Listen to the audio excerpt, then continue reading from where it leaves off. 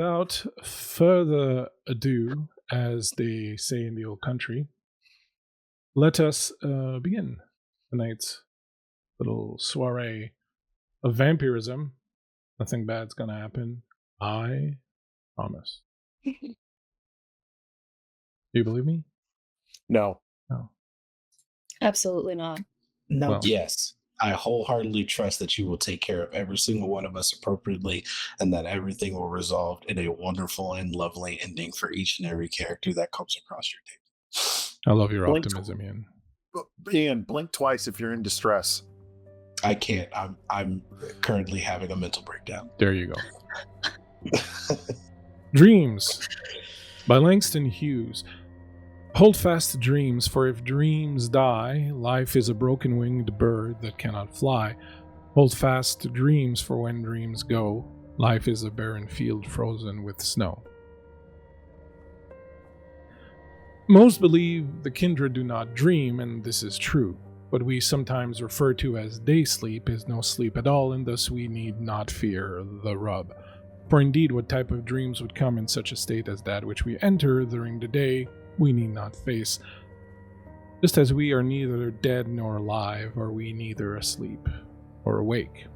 Yet, persistently in this city, have been troubled by dreams during the day. They are dark dreams filled with shades of death and decay, and even those dreams that at first blush seem pleasant always turn to ash and debris.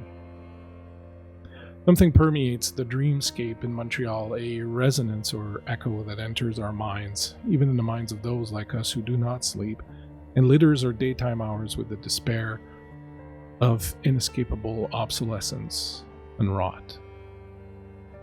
And it's getting worse, as if whatever source these dreams emanate from is getting stronger, amplified.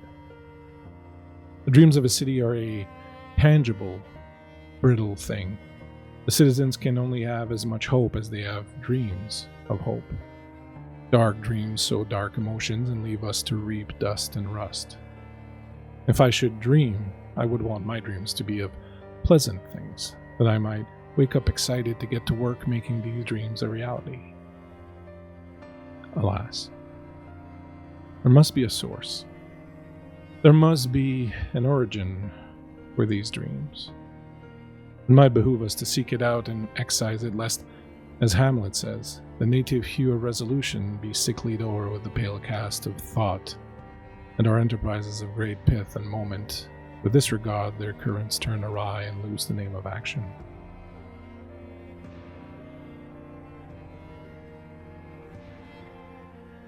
Desmond.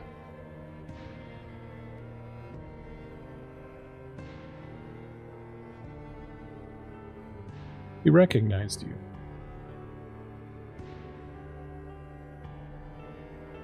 Well, Sombra called Decimus in the oratory.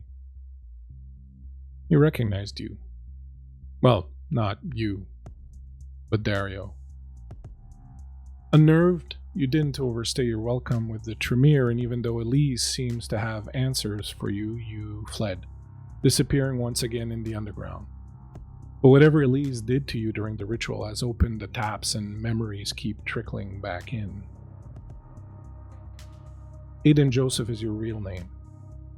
You were a priest and you came to Montreal in the mid-18th century. You were a priest but also an occultist with powers bestowed to you by God himself. You joined Ronaldo Toisechel and his group hoping to further your knowledge, but then things changed. Ronaldo was turned by a vampire. Disgusted at what you had become, you fled. At what he had become, you fled the city. In time, you now remember, you found your way to Rome. You told the church of the abomination of the vampires, and they opened the old vaults, showing you the records from the Inquisition when they hunted down and exterminated the vermin. Or so they thought. You worked at establishing a new group then, Claudia's Day, the Sword of God, and trained other priests to use the powers God had given you, the ability to summon the light of the sun to burn away the filth of darkness. But then a jealous enemy convinced the higher-ups that your powers were sorcery and they turned on you. You were tortured and burned at the stake. An ironic end. What remains unclear still, however, is how you got here in this body, except that you know it has something to do with him, Dario, your prisoner, who was once your jailer. He holds the key to your final questions, but facing him and facing the truth has been difficult. One thing's clear, you cannot stay in this body much longer. It has been recognized. And it makes you one of them. You've also begun noticing a deep lethargy that claims you nightly. You sleep longer and go to bed earlier. You find it difficult to stir yourself to rise at night. Your body stiffens and requires a lot of work to loosen up. And a dark, creeping dryness has begun spreading on your skin. You fear the body is beginning to turn to dust. Where do we find you? And what have you been doing these past several months in hiding in the city of Montreal? When we find Desmond on this evening, it is not long after they have woken. He is sitting on a floor where he went to bed this previous morning. And around them are piles of books, the same books that they have been studying over and over and over again, as though those books will give him the answers that he needs, as though those books will stop them from needing to have conversations that they are not ready to have and not sure what would need to happen to even begin to approach that dialogue. He is wearing layers upon layers of clothes, as though each layer would give them the distance they need from the body that they currently inhabit, as though it would bring warmth, bring more movement to those ever increasingly tight muscles. The ones that even now, sitting there flexing his hands, don't feel like his for more reason than one. He has not seen much of others in these past few months, keeping to himself, changing location again and again, as though if he could just keep running, they could somehow outrun all of this. But it's increasingly clear that's not possible, and he is also not willing to give up some of the connections that remain, particularly one with a local bookseller.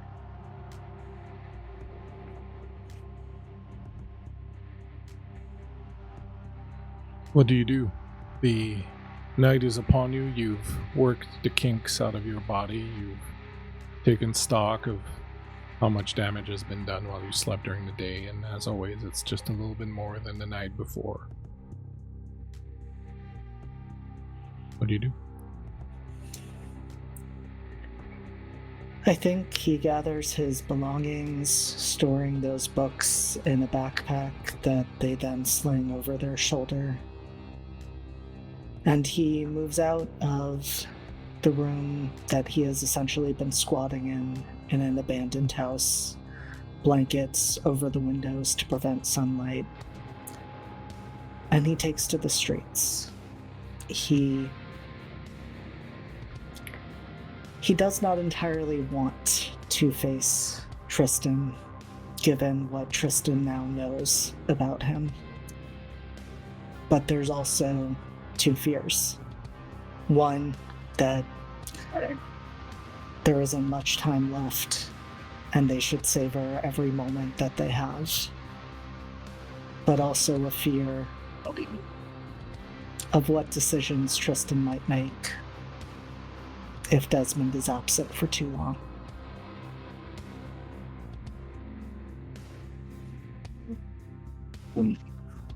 As you cross the underworld, the Undercity, and head towards the area where Tristan's bookshop is.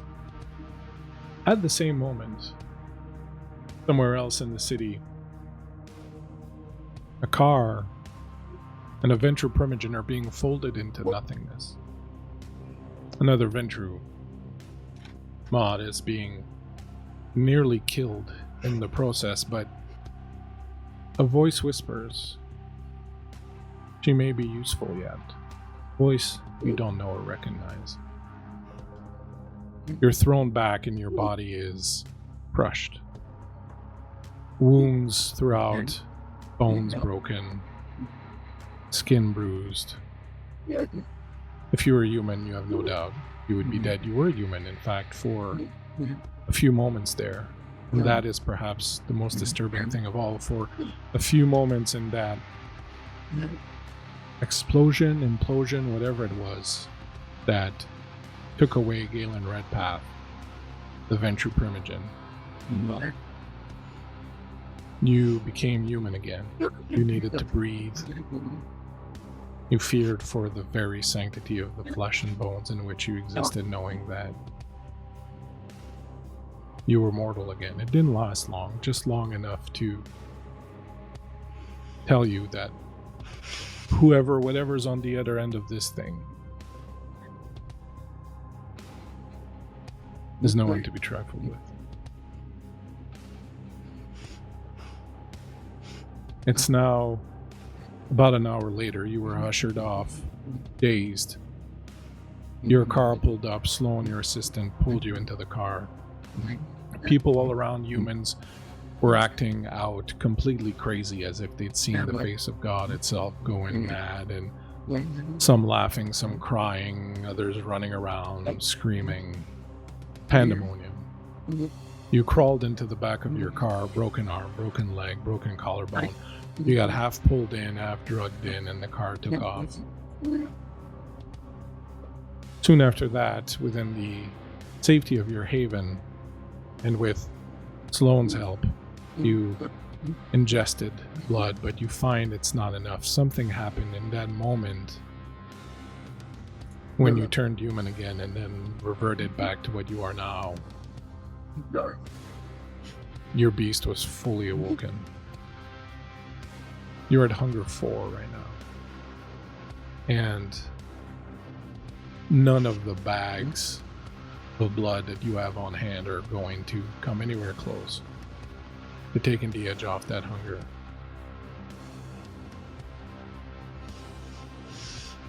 Thomas has called. He's on the way.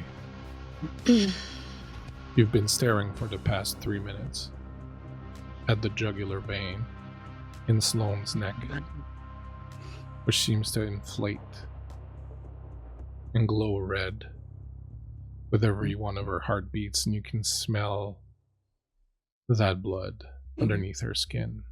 She's unaware of this and still tries to help you. What's going through your mind? What's happening with you? What do you do? I need to eat. Already. I usually am on top of my feeding. Particularly the way business is, it usually comes with whatever I need. And especially being who I am, there's never a problem like this. So this is a feeling I haven't felt for a long time. So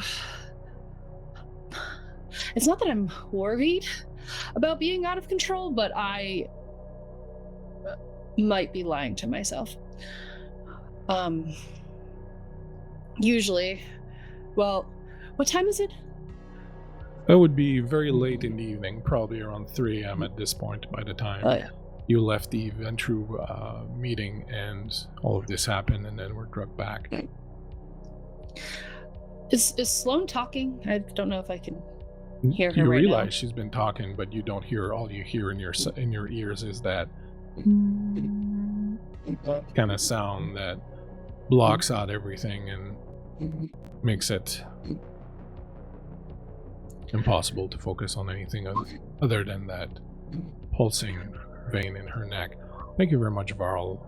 night move for everyone from Varl. Sloan. Yeah, and then I didn't know too, so I called him and I think he's going to be here in a few minutes. Sloan, I think we have more. Sloan. Yeah. Do you have any meetings? Anyone who? No, it's okay. You can take the time to rest. We don't have anything. I canceled everything tomorrow also. And... No. Is there anything we can pull tonight? Yeah. I'm sorry, Miss Sinclair, but you're in no condition to take any sort of. Oh, I get it. Hold on. Let me check. She pulls out her phone and starts scrolling through emails and whatnot. As she's doing that, the front door opens and in walks your sire, Thomas. He rushes to your side and he has concern, real concern, etched into his face. His eyes are wide and he rushes right over to you right away and, dear God, what happened? Are you alright? Oh, nice of you to finally be concerned about my well-being after everything that's been going on. What happened? He's checking you out and checking your wounds. What on? Did you get run over by a truck? No, I'm sorry. The car folded into something like an origami, and I somehow was pulled from it. Is it true then? It's Galen gone. Best bet that I could say is I'm gone at best, dead at worst. I have no idea.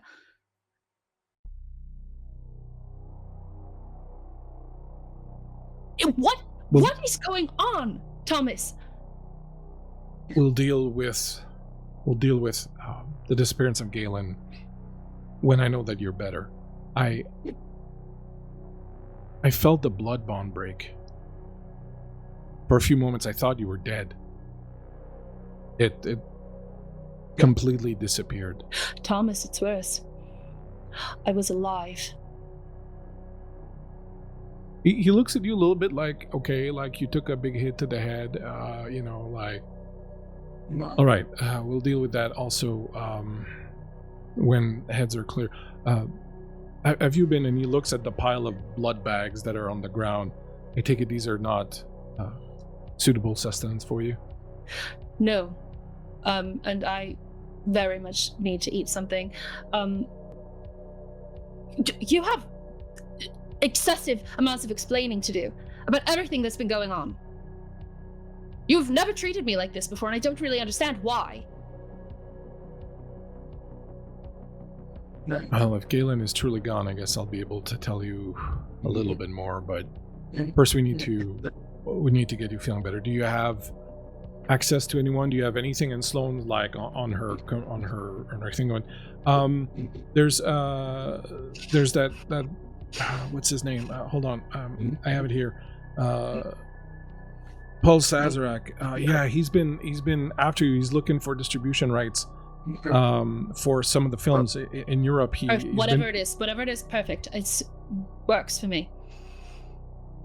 He wrote earlier wanting to know what you were doing, if you would go out to dinner with him. I said we were occupied with other business, but he might still be out. Do you want me to Yes. to send a message? Yes. Just whatever it is is fine. And she starts working on that, and Thomas looking at you is like, well, you can start with this, and he starts rolling up his sleeve. And the second he does that, you immediately, that Pavlovian response, the amount of times over the decades that you have ingested his blood, that Pavlovian response, as soon as he rolls up his sleeve, your mouth waters, your fangs grow, your beast just roars, and it's everything you can do to stop from just jumping on his arm and sinking your fangs in it and going to town. And he sees that kind of wildness that comes into you, and he's like, Will you be okay if I give you a little bit? I can't give you too much. Are you going to freak out on me? Are you in control? Come on, damn it. I'm already drinking from him, right? That's happening? I don't know, are you? Yes. All right, so yes, it's already happening. you There's jump no him. stopping this.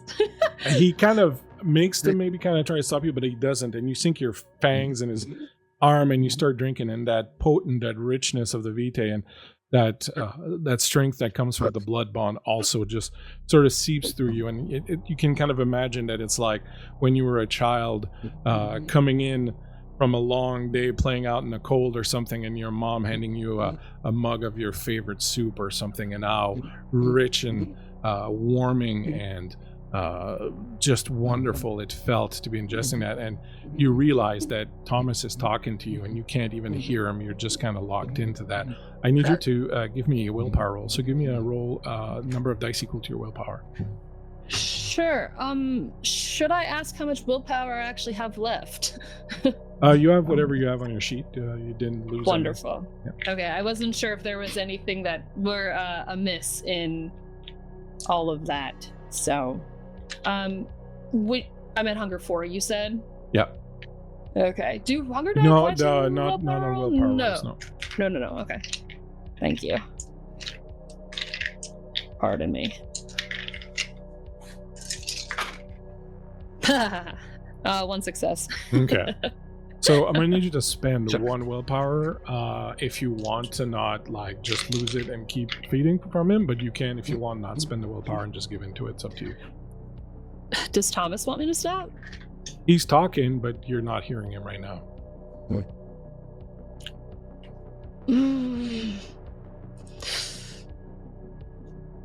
I may keep going. I'm not hungry.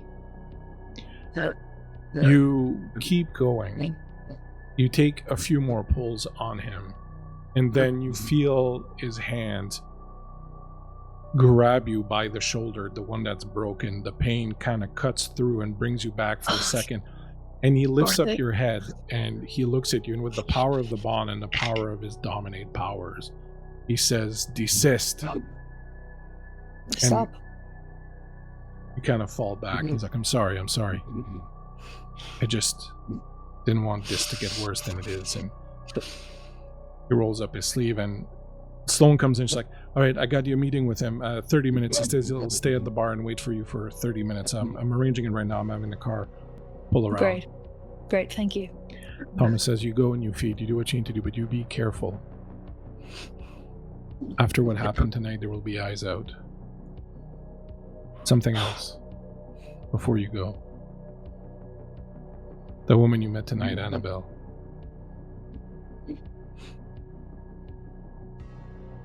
Yes? I've been in contact with her for over a year. She was in Quebec City, a member of the Sabbat, high ranking. We exchanged ideas, had several interesting discussions. She's still Ventru after all, but the Sabbat has fallen apart now, and she's here. I think she has some designs on power in the city. There's a cardinal in the Sabbat, and that's a position not unlike that of our prince. She may be looking for allies, and I do not think that I trust her. I in fact wonder if she's played any part behind what happened to Galen, so be wary. I know she wanted to meet with you. She did want to meet with me. That's... I have so many questions. I know. We will answer them. I need you to start with why you have not told me about this until this moment. I was under orders not to. Galen had plans. The Sabbat? Really? They're no longer a thing as far as I understand it. They've fractured and completely fallen apart. Okay. We know about the Sabbat. That's why I'm saying we have to be careful around her. Yes. I don't... There's already a number of La Sombra who have defected. More are bound to come. Those are trying to escape the war fields of Gehenna. Look. That doesn't mean that they're trustworthy. They were in our boardroom. Maud, no one is trustworthy. None of us are. No one is. We know that. We operate within the parameters of knowing that no one amongst our kind is trustworthy. The only thing we have is our bond, you and I. That is why I can trust you and you can trust me. Our bond. But nobody else. Now, I will go and try and deal with this Galen situation. You go get yourself sorted. Don't make a mess. Keep it clean. Ha ha ha. I thought you trusted me. I do. That doesn't mean that I can't give you advice. Maud, You think this long in the game that I need that you're not advice, really in that control. advice in particular? You're not really in control of yourself right now. That thing inside of you is. Fine. He pulls you close, gives you a kiss on the forehead. I'll be here first thing tomorrow. If there's anything, call me. Yes. So, you'll make this quick and make sure that things don't go sideways. Like, yes, of course, I'll take care of it. All right. Well, enjoy Mr. Sazerac or whatever the hell his name is. Doesn't matter. I'm glad you're okay. You have enough of his blood now that you can heal one aggravated wound. You can only heal one per day, so just so you're aware. I will heal it. Believe that's 3 rouse checks to do so. That's fine. You can just heal it. No. I'm gonna just heal it? Yeah. Okay. What is my hunger at? It's still at 4. Still Because 4. you're Okay. using it to heal. Right. Thank you. As you get yourself ready and head out to your fate, so to speak, we'll get back to that momentarily.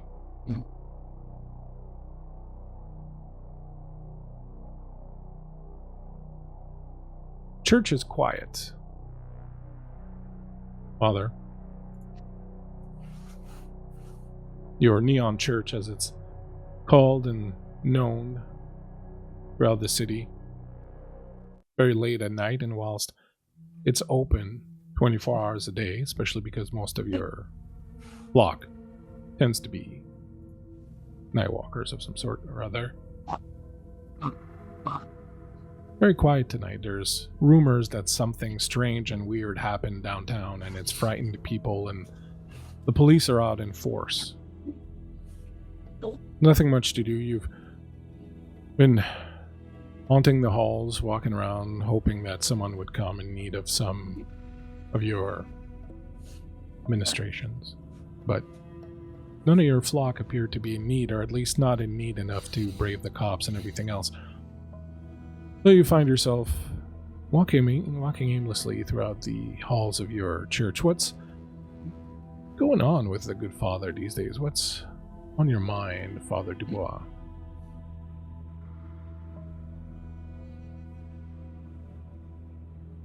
Well, I think he's still coming to terms, at least this side of him is still coming to terms, with the fact that his shadow did something for him that he thought was unexpected, but is definitely welcome. Thinking about the diary and whether or not he should take a little look at it, pay more attention to it. What's in your office? Inside my office, you'd find a very extravagant, ornate, elaborate desk befitting that of the Catholic Church. And you would find on one shelf a series of books on theology, religion, various forms of Christianity, as well as some tomes of other religions for comparison. You would also find several handwritten in what appears to be 4 or 5 different styles of handwriting, various sermons that he has put together. And most importantly, a mirror sits on his desk, something that you would probably have akin to a vanity mirror something elaborate, ornate, turn of the century.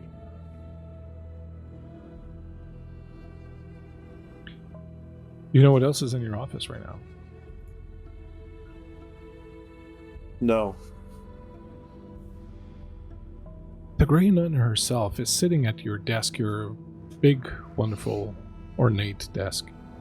She is leaning back in your chair. Her feet are up on the desk.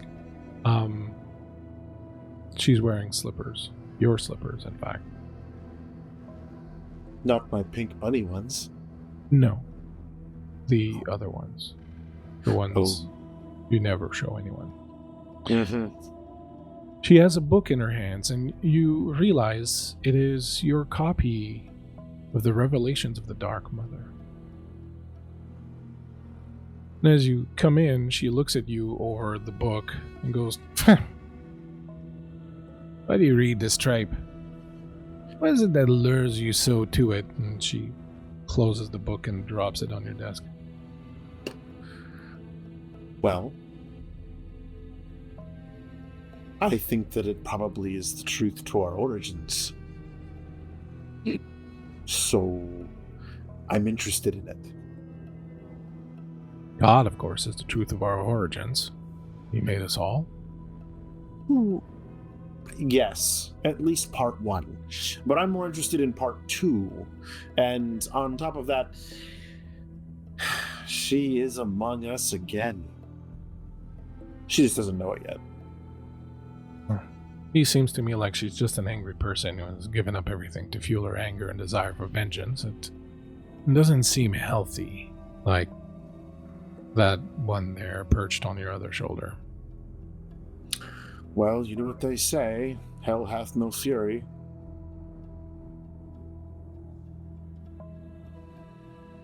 So, why then? Why would you want this thing of anger and vengeance unleashed upon the world? Do you hate this world so much, Father Dubois? No, it is because I wish to bring them into the loving bosom of God. Because you see, the problem is that in today's day and age, nobody's afraid of anything. But if you have the living embodiment of vengeance and wrath walking the earth again, people will be forced to believe. They will be needing that belief, for they know that their end will come soon, and they crave some sort of existence beyond this one. And we can give that to them. Some would say that forcing belief upon someone makes that belief somewhat faulty. It worked for the Inquisition. And see what that got them. A lot of bonfires. Indeed, I hear they may still be among us. Is that true? I've met one fellow who came to see me the night before you came and ate me. A fellow from the church, Father Roman. That wasn't me. Okay, first off, I would never eat you. Not like that, anyway. But the Father Roman, the Inquisition of that you speak of are boogeymen. I highly doubt the shadows themselves would allow such boogeymen to truly exist. I'd be surprised. The church is a multi-layered, multifaceted, multi-headed beast, and many times one head is not quite aware of what the other head is doing, let alone what the claws or the tail or the anus are doing. Anus was a reach. Well, I just wanted to get you the idea of something that is far ahead from it. Doesn't matter, just stick with the conversation at hand. I understand. Well, if these Inquisitors are still a thing, then so be it. I have nothing to fear from them. You think? And she points over your shoulder again. They're going to be coming for that thing in no time flat. Oh, I believe I can talk my way out of this one. If they do, in fact, come, or if anything, I'll make them eat themselves. You see, when you so graciously offered yourself to my counterpart here, it enhanced what I already had.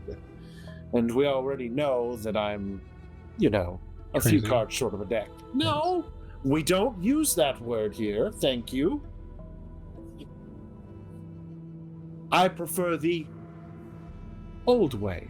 Simply, I have heard the voice of angels.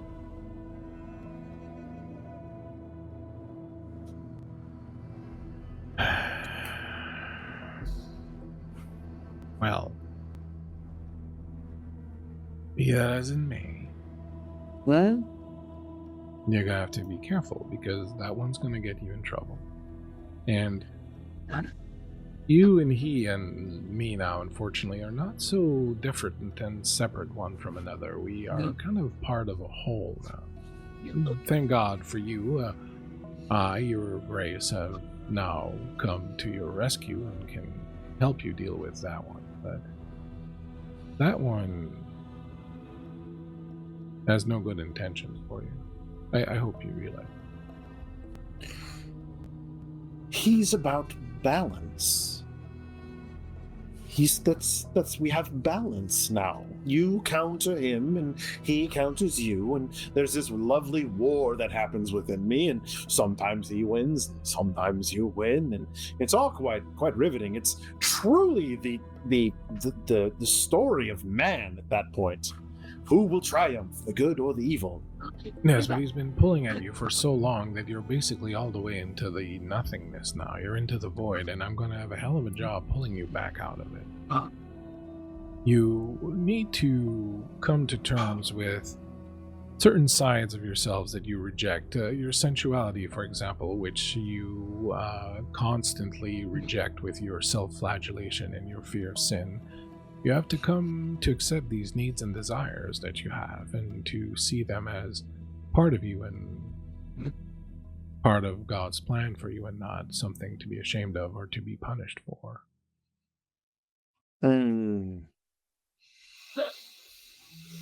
We'll circle back around to that one, and I think he literally grabs the strap on his leg and yanks it real hard and just lets out a... She gives a bit of a yelp. And you hear a knock at the door. Don't worry, you'll get used to it. I think he turns and he walks over. Hello? You open the door, or you just say hello? I'd slowly crack the door and go, hello? See a face you don't see often around here. That of your Primogen, Adelaide. Well, I think he'd just... Oh, shit. And on that note,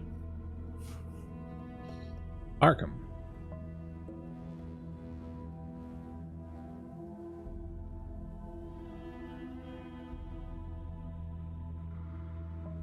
Arkham. After your meeting with Fiona, you returned to Naika's car and found her happy with the results. As you suspected, the sketch of Oscar Wilde wasn't the point, just thematically fitting, and that's how she put it. She told you it would take a bit of time to get used to your new state, and that you should take some time to think about how you wish to interact with the world now. She talked to you as she drove about an old philosophy that she called Via Peccati, the road of sin. Followers of Via Peccati, she told you, control their beasts by indulging their whims and desires, but without the annoying fetters of morality. This doesn't mean ravaging the world around you, she warned. Sometimes doing what you want exists on a greater scale and requires smaller acts of concession or sacrifice. Delayed gratification is often more potent than immediate gratification. The trick is in balancing the two. We are already cursed by the sin of Cain, so we may as well enjoy ourselves. Go back to work, Arkham. Go back to the art world, reclaim your position and prestige. Wealth, power, influence, and followers are a wonderful foundation for a life of indulgence.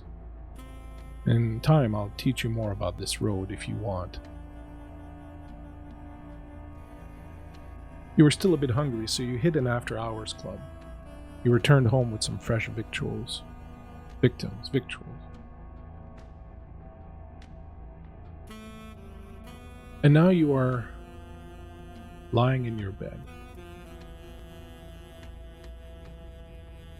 looking up at the ceiling, the smell of fresh drawn blood filling your nostrils, few bodies scattered about the room, sunlight but a few hours away. What are you thinking? What's going through your head other than a slight reverberation from where you got decked with a shovel by Alexander Ross not but 6 hours ago? In that moment, laying in bed, that is what he's thinking about. But it was more so of a ringing that was in his head when he was at the nightclub. Now the ringing has stopped, and laying here, he hears the shovelfuls of dirt over and over and over as he stares deeper into the ceiling. And they don't get louder. They actually get quieter to where they're now a hum, but he can still kind of feel the pressure on his chest from the whole ordeal.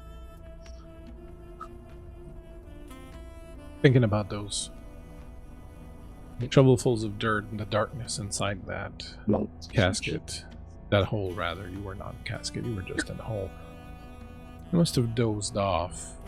You open your eyes and the room has changed a little bit. It kind of looks like a set from a play now. You're lying in bed, but the walls around you, there's only 3 of them. They seem kind of flimsy and fake, and above you, instead of the ceiling, is the fly rig and lamps, treadles, and lacos just spotlighting several parts of the scene in which you are lying. The 4th wall is missing, and you can see off in the darkness, rather feel an audience watching you. Dark and faceless. Outside beyond the doors, you hear snarling, screaming. You raise your head and look around you.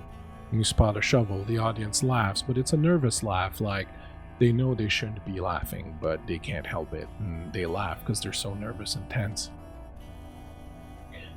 You turn to them to give them a glare, and you realize you can't see them anymore. It's too dark, but you can hear them scream. You can smell the blood. You can hear the flesh ripping and the bones snapping. You lay back in bed, feeling calm and content. As you do, you notice there's someone in bed with you. Beautiful red-haired woman is lying next to you. She kisses you. She climbs on top of you, removes her glasses.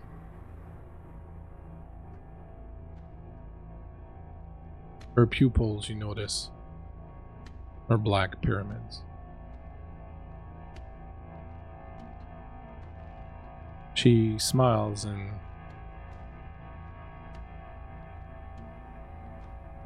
Constance walks in. She comes up, she's talking gibberish, picking up things around the room, talking at you, but you can't make out what she's saying. The redhead on top of you is grinding against you and leans forward to give you a kiss, and your eyes open. You're feeling more refreshed and sated, your mind clearer than it has in you don't know how long. Constance is in the room. Well, at least you didn't make a mess of it this time. Way to show restraint, she says from the foot of your bed, staring down at the dead couple entwined around you. Not even a drop of blood on the sheets.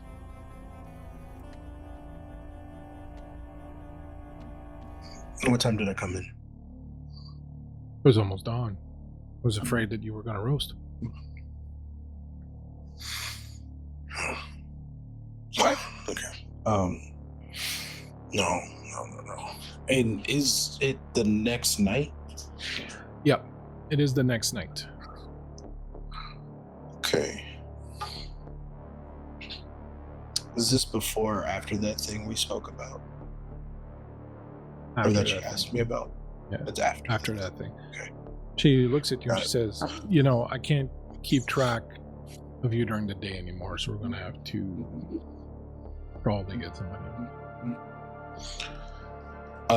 That's fine. I'll leave that to you to figure out who you know better than I who could do what you did. Why is there a shovel in the corner of your room? What? She goes over and points, and in the corner of your room is a shovel. He looks at the walls again. He looks at the ceiling. Everything to see if seems everything perfectly normal.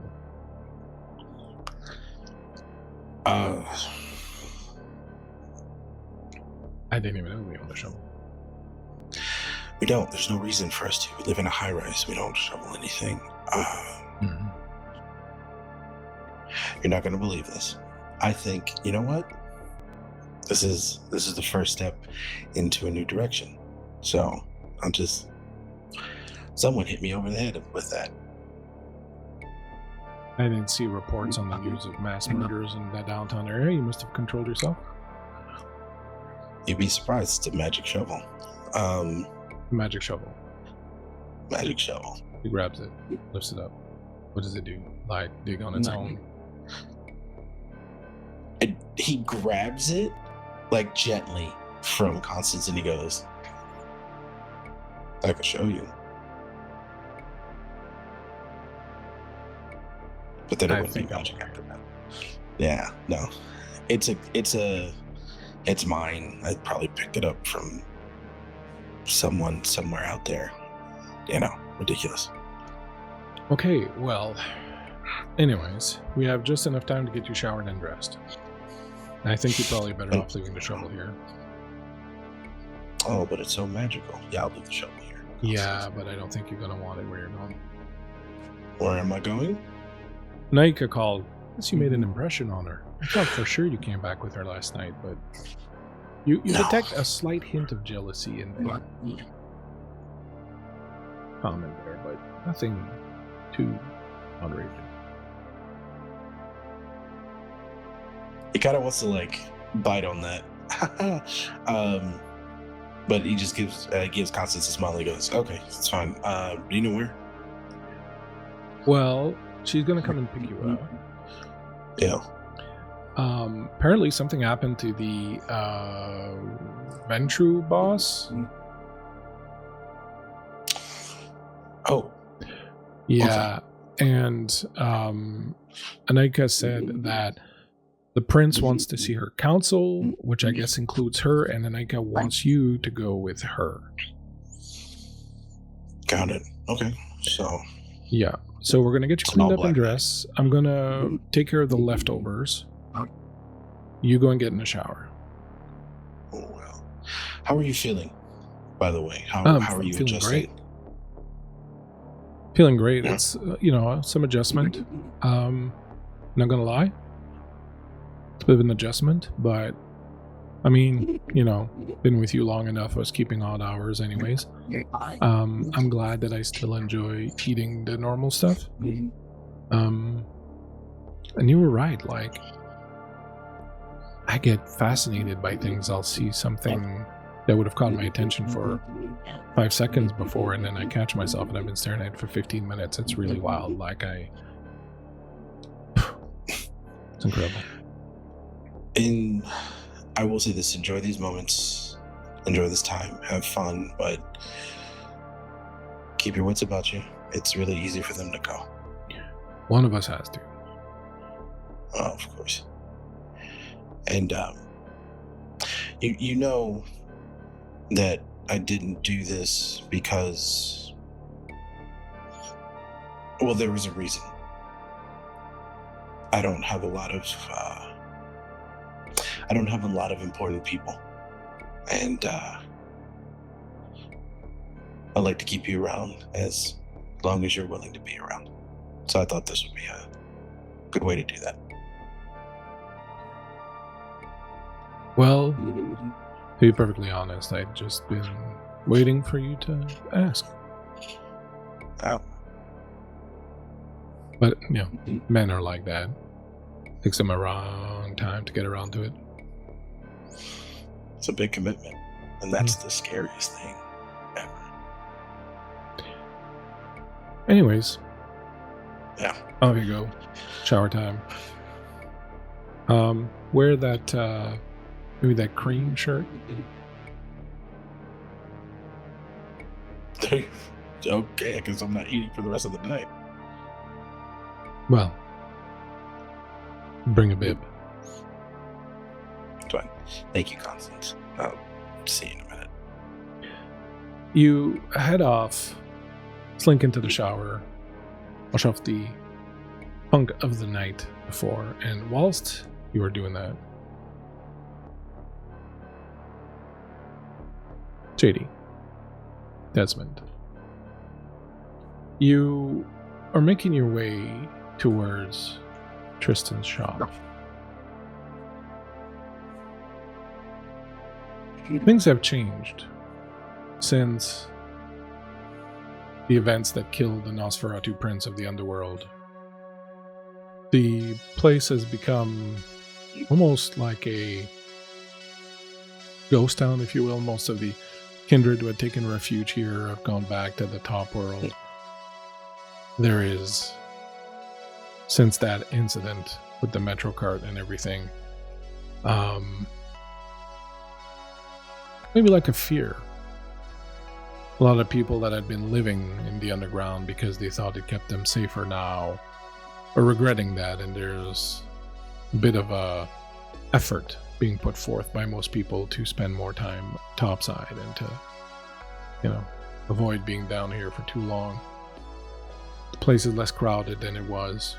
You're navigating through those liminal space tunnels that litter the underground of Montreal, vast, empty spaces, narrow, tight corridors, so many different types of architecture, so many different types of lights. It's crazy. It's all over the place.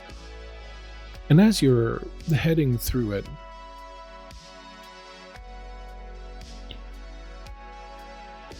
we're gonna have to talk at some point.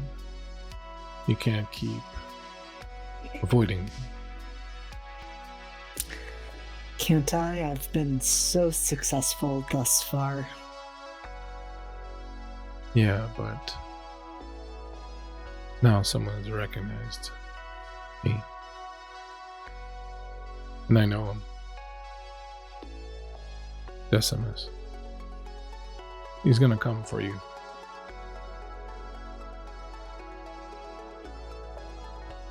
He's going to come for us. Exactly. We have to be ready, and we're going to need allies, but the problem is, from what I can see, you don't really have any friends. No, being dead for a long time will do that to a person. Tell me about it. I've known Decimus since Constantinople. Last time I saw him there was 1189. He's been working diligently the past centuries to uproot dark corruption in the church that he loves so dearly. He's been focused on finding something he calls the secret sharer, some kind of demonic spirit that takes on the form of a victim's double and attaches themselves to it. Becomes kind of a sin eater, surviving on the darker acts committed by the victim, slowly spreading madness. It's a parasite. Well, that sounds horrifying.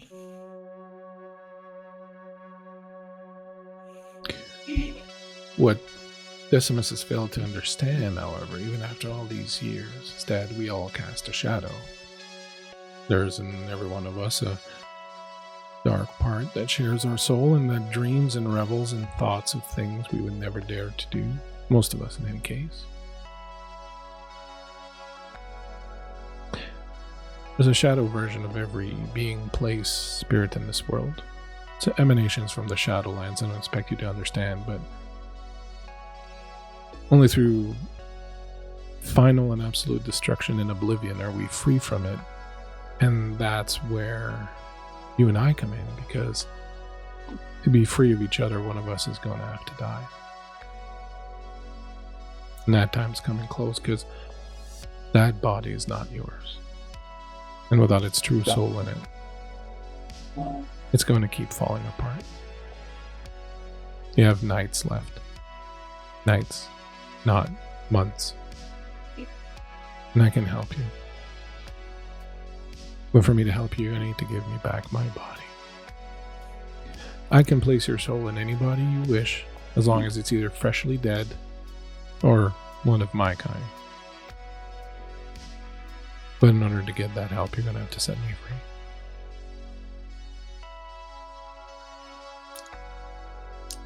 See, that would have been a lot more enticing before you said that one of us would have to die, because I can't imagine you were volunteering yourself. My way is the only way that one of us doesn't die. But it's going to take a little trust. And why should I trust you?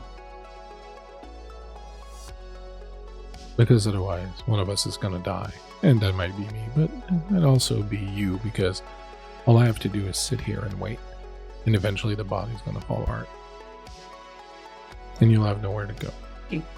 And unless you forget, lest you forget, you're not a soul like me. You're not free to roam around. If the tether that anchors you into this world goes, and you're not placed into another one right away, you're simply going to stop existing.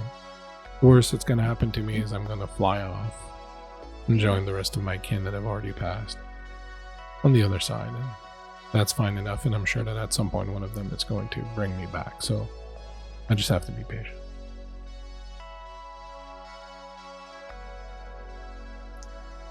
You have a lot of trust in that outcome. If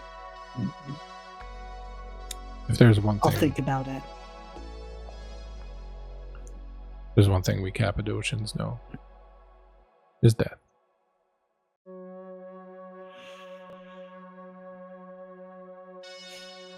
Well, you said I have days. I suppose a few more hours won't hurt for me to consider this thoughtful offer from you. Who else is going to help you? No one. Find yourself a nice, fresh body. Human if you want. As long as it's not been dead more than a few days. It'll do the trick. And then you can go on enjoying a normal life, or if you enjoy living at night, I don't suppose you do, knowing who you were and what you used to do, but if you've taken a taste for it, then bring me one of those. I can tell you that every second I have been in this body has been torture, and that is saying something, given the length of time you tortured me before I ended up here. Now, things have been evened out, haven't they? Have they? Is that what you think? You know, you haven't exactly been a proper host, gallivanting around in my body. I figured it was the least that I was owed. I could have been worse. I could have been a monster like you. You were. Don't you remember how many of my kind you killed?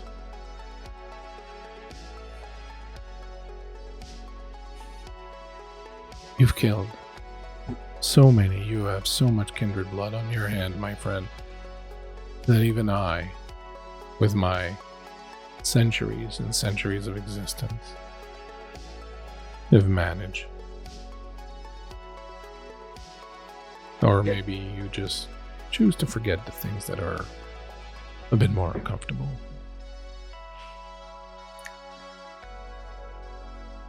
I think we just have very different definitions of what makes a monster. Well, I'm sure the other kindred of this city are going to take some comfort in that. And this is why I am reluctant to just hand over the reins to you. How do I know you won't just cast me out? How do I know you will not place me in a body and then set the kindred of the city on me? Because I gave you my word that I won't. I want to be rid of you as much as you want to be rid of me. And while I don't make any promises for what might happen down the line, if we both have bodies and we run into each other again and you're back up to your old tricks,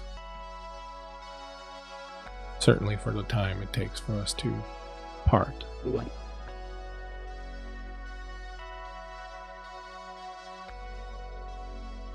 I'll hold my word. Now that I would consider a fair agreement. But I have not yet made my decision. Be patient just a little longer, Dario.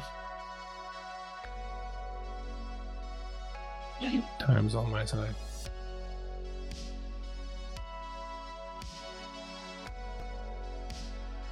And with that blessed peace that comes with the quiet of Dario disappearing, for a little while at least, brings a certain unsettling but welcome reprieve. And as the last of his voice echoes out, you see across the plaza from you the red book that heralds Tristan's shop. Anything you want to do or prepare or before you approach the shop?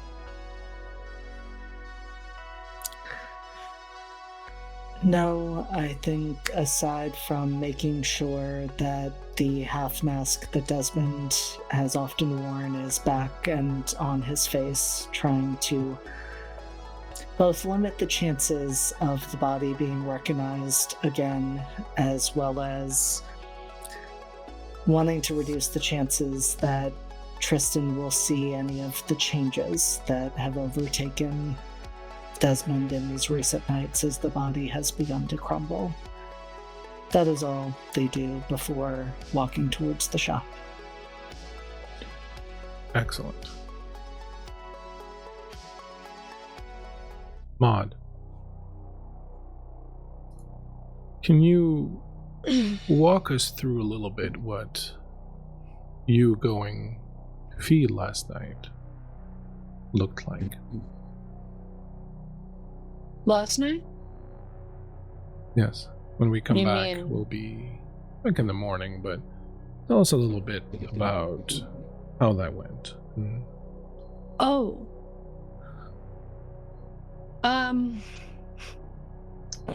This sounds like I have narrative reign to make it go well.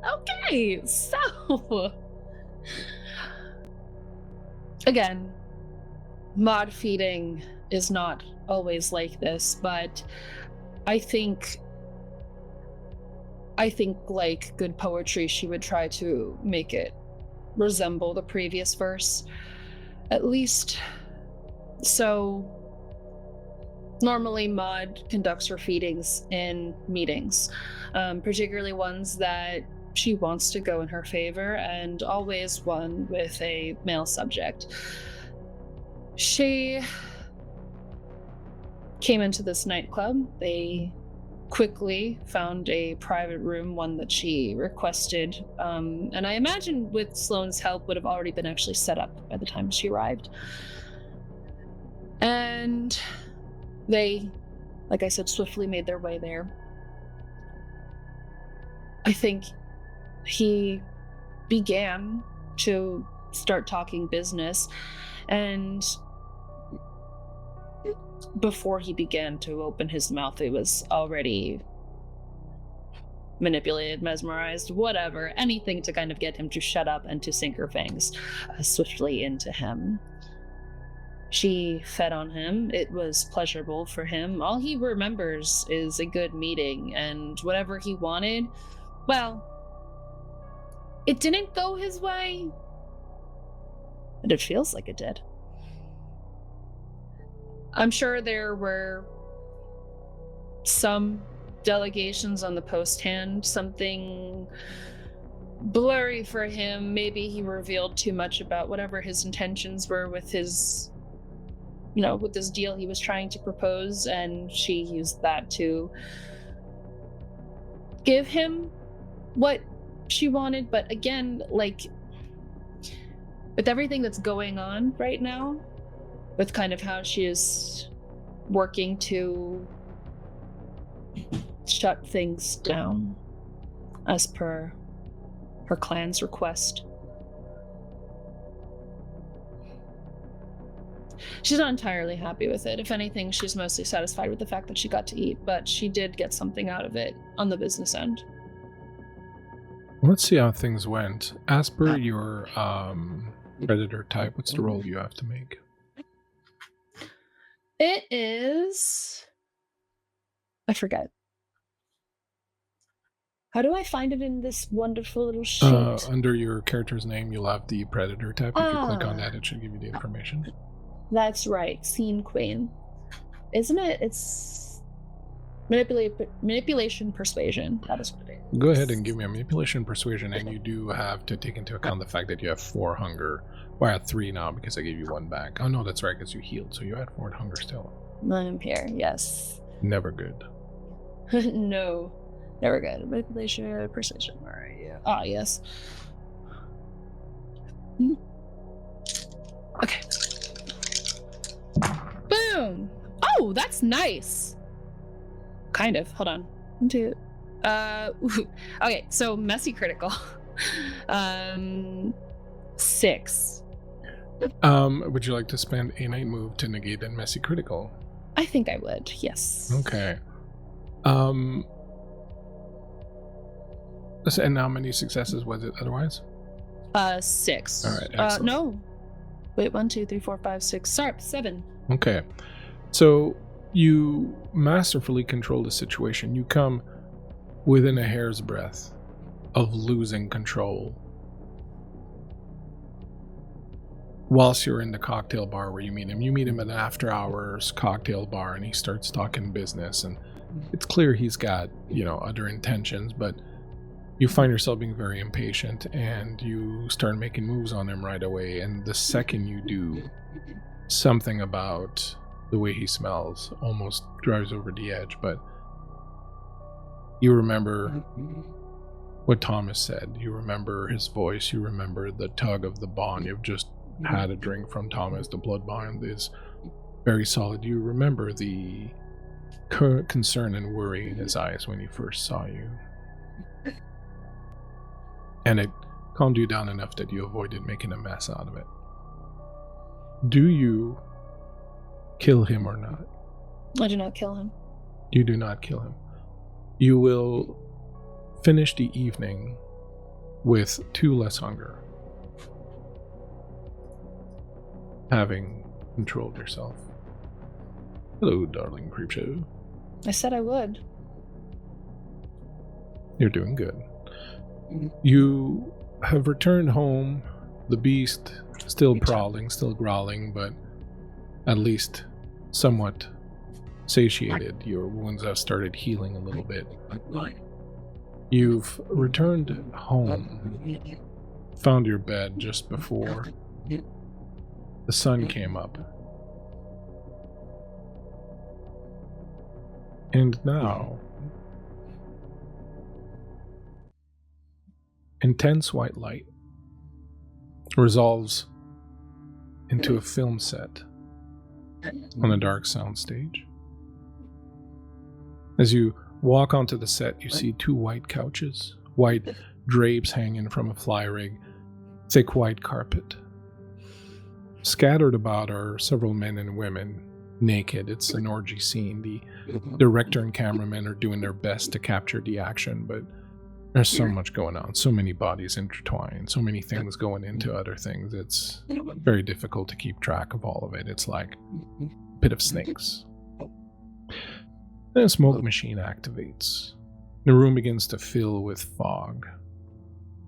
You watch and find yourself utterly unmoved, impassive.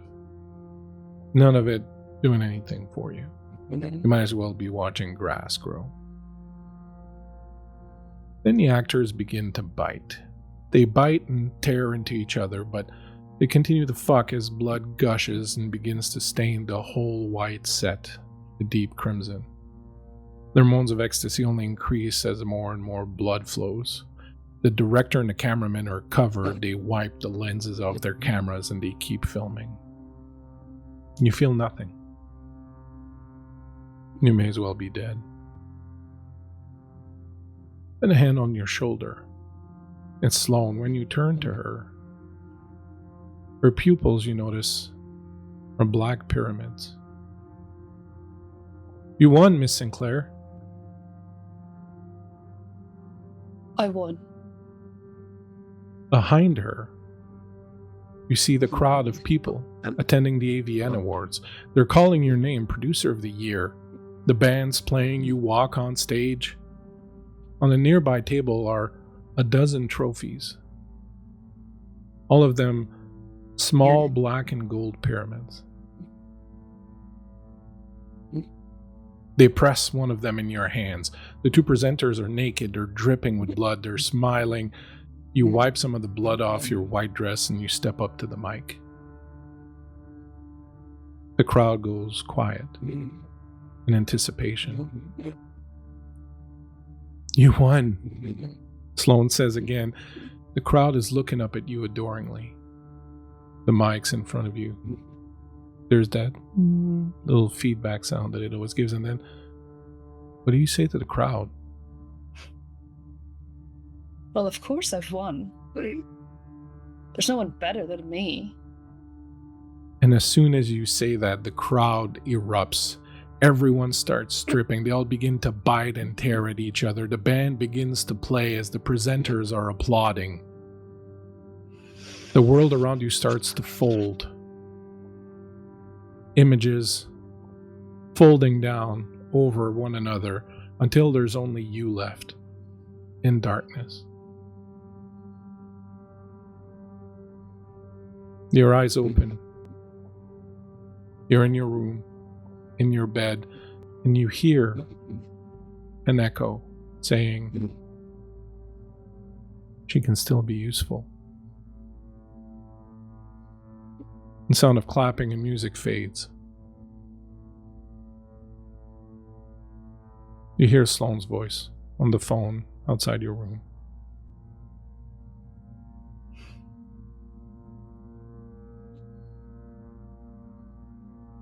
I get up. What is she saying? Miss Sinclair is still sleeping. As soon as it's possible, I'm telling you, I don't think I can. No, she had a very, very long day. She's resting right now. I open the door. She looks at you and she covers the thing like, do you want it? Do you not want it? I nod my head. I take the phone. She hands it to you. Hello? Oh, you're right. It's Thomas's voice. Yes, I'm fine. I told you it'd be under control. I knew it would be. Things went okay then. You were able to Do Yes. what needed to be done? Yes, I'll be honest, I'm not quite sure how to conduct business with everything that's going on. But the situation is managed. I'm fine. And everything is okay, I think. Good. I'm going to need your help. Of course you do. With what? The prince wants to see you.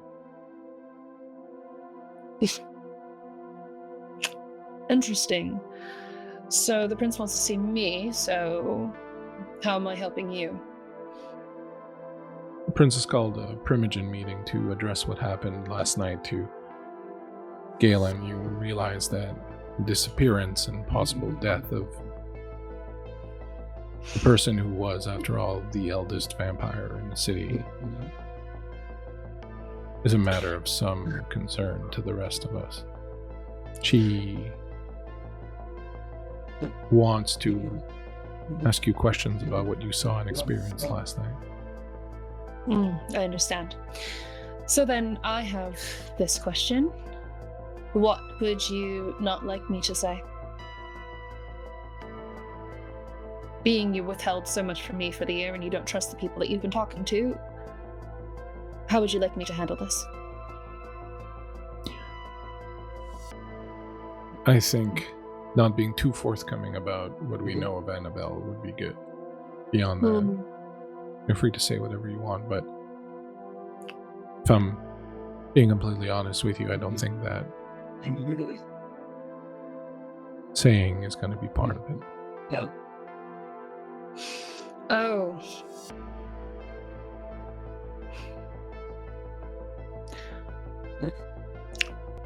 What? Why don't we want to speak of Annabelle at this meeting? Well, you may not have a choice, but unless you're asked about it, don't provide any information. If you're asked, do what you think you must, but don't volunteer any information about her. It's I understand. true business. I understand, but more so I'm just thinking of if we don't trust her, maybe we would have the backing of the Camarilla would be beneficial. But understanding what she wants could also be important, and I'm interested in letting this one ride out a little bit to see what we can learn. You mean she, meaning Annabelle? Yeah. Then why is it that you want to work with her if you don't trust her? Things are about to shift in a momentous way in the city. Galen Redpath was the eldest kindred in the city. He was the one who put the prince on the throne.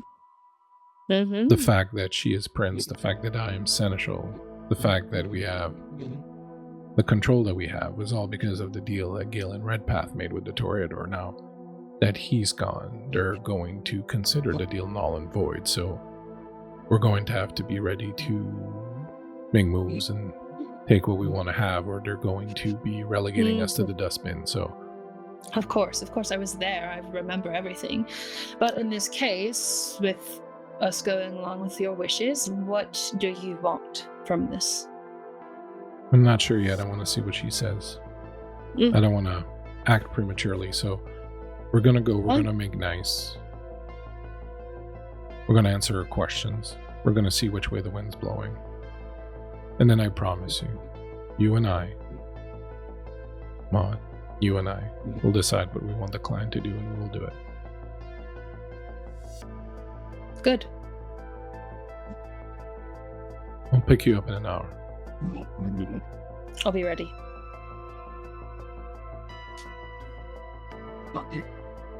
As the three of you then are heading towards the Primogen. Oh, we don't. Sorry, Kurt, you don't know that yet. The door opens to Adelaide, member of the Primogen for Clan Malkavian.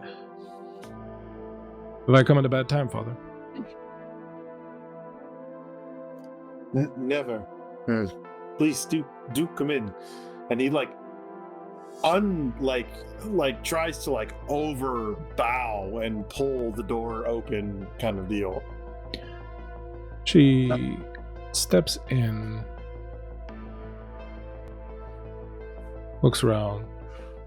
Are you sure I'm not disturbing you? I heard another voice, elderly woman. Oh no, she's gone now.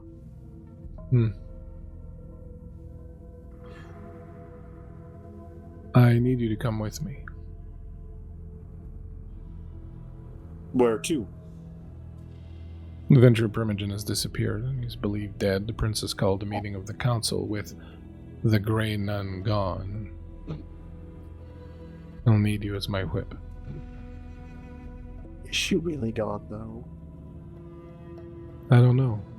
Is she, Father? I like to think that she's dwells within all of us. But who are we whipping?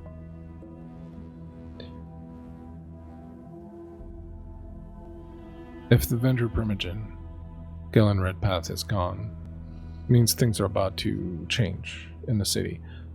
I expect that the other Primogen will have underlings there. I would like you to take the pulse, so to speak, even though none of us have one. Love to. Just be friendly. Imagine that they are lost sheep in search for guidance and some wisdom in these dark, trying times, and perhaps make sure they know that you're a shepherd and that their lost little flock bleating around the night. Friendly. Yes, perhaps not with that face, though, because you look like Ed Gein right now. Great guy. Really was. Hell of a seamstress. You disturb me sometimes, Father. Mm-hmm. And I run an asylum. Mm-hmm.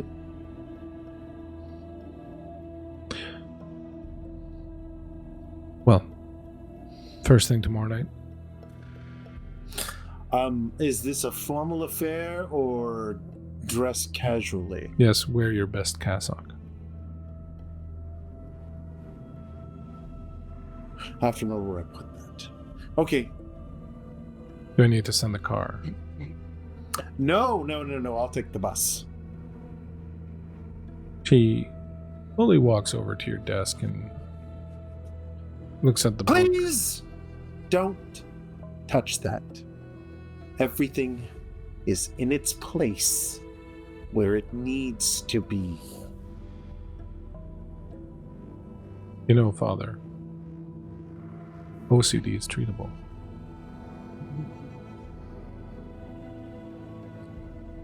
I never said that. I just like things in their particular spaces. That's all. Doesn't touch it. Thank you. She moves towards the door. First thing tomorrow. Yeah. As soon as night breaks. She looks around, reaches out, takes a book off the bookshelf, moves it 3 books over, pushes it in, slowly, leaves it sticking out about an inch. You know, Father, mental health is an important issue. If you ever need to talk and you would like help, I'm there for you. Got all the help I need, thank you. My belief in our Savior, our Lord Jesus Christ. God is many things, but he's not an accredited therapist. That'll be all. Thank you. Goodbye. And he pushes her out, slams the door shut, and rips that entire bookcase down and whips the books all around the office. She fucked it up. Calm the fuck down, Padre.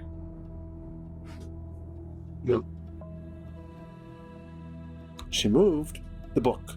Now I have to put them all back in order, in their place, where they belong, because I have to have some semblance of order with your chaotic ass running around all the time. Why is it always my fault? Because you do the bad things on the good foot.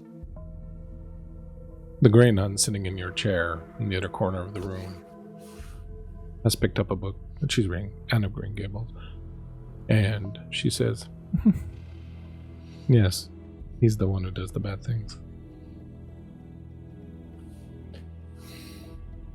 I like you. Don't test that. We remind me of Three's Company. You ever see that show, Father? Does this mean whenever we beat off, it's a threesome? And on those words of wisdom from the priest,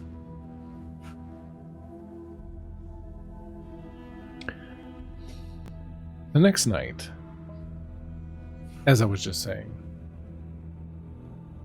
you all arrive. The words of wisdom, Arkham, that Anika has for you as you take the elevator and ride up to the Overlook. As some of you may remember, the prince has her lair and the Primogen meet at a place called the Overlook, which is the tallest building in Montreal, Ville de la Gauchetière, and the top few floors are where official business of the court is conducted when it is, which is not that often. As you arrive at the meeting, Anika tells you, Arkham, talk to the others, see what they know. If you remember, Alexander asked us for a favor. He wants us to find Annabelle the Ventrue. There's bound to be a little Ventrue lickspittle kicking around. Thomas is bound to bring some back up, so talk to them. Make friends. Her name is Maud. We need to find Annabelle. Any information you can get will get us off the hook with Alexander. All the faster. Okay, that's fine. I'm looking for a Maud in this party. Yeah, she should be easy to recognize. She'll be the one in a power suit with a stick up her ass. All right. Now I have to talk to her. Why me? Why did you ask me here? Because you're charming and voluble, and you make friends easily, and also you're in this with me. You know her, don't you? Didn't you curate some art pornography thing that you did? It was something random. It was, yes. They were. There you go. You know something. that. You're already halfway there. You have something in common. Talk about dirty paintings. I hate this. Well, it's kind of the point. You have to do the things that you hate once in a while. Remember what I told you last night? Long-term goals, You told me small to sacrifices. indulge. You said indulge, but indulge responsibly. Well, exactly. You have to be responsible now, and then after we'll go indulge. Fine. Good boy.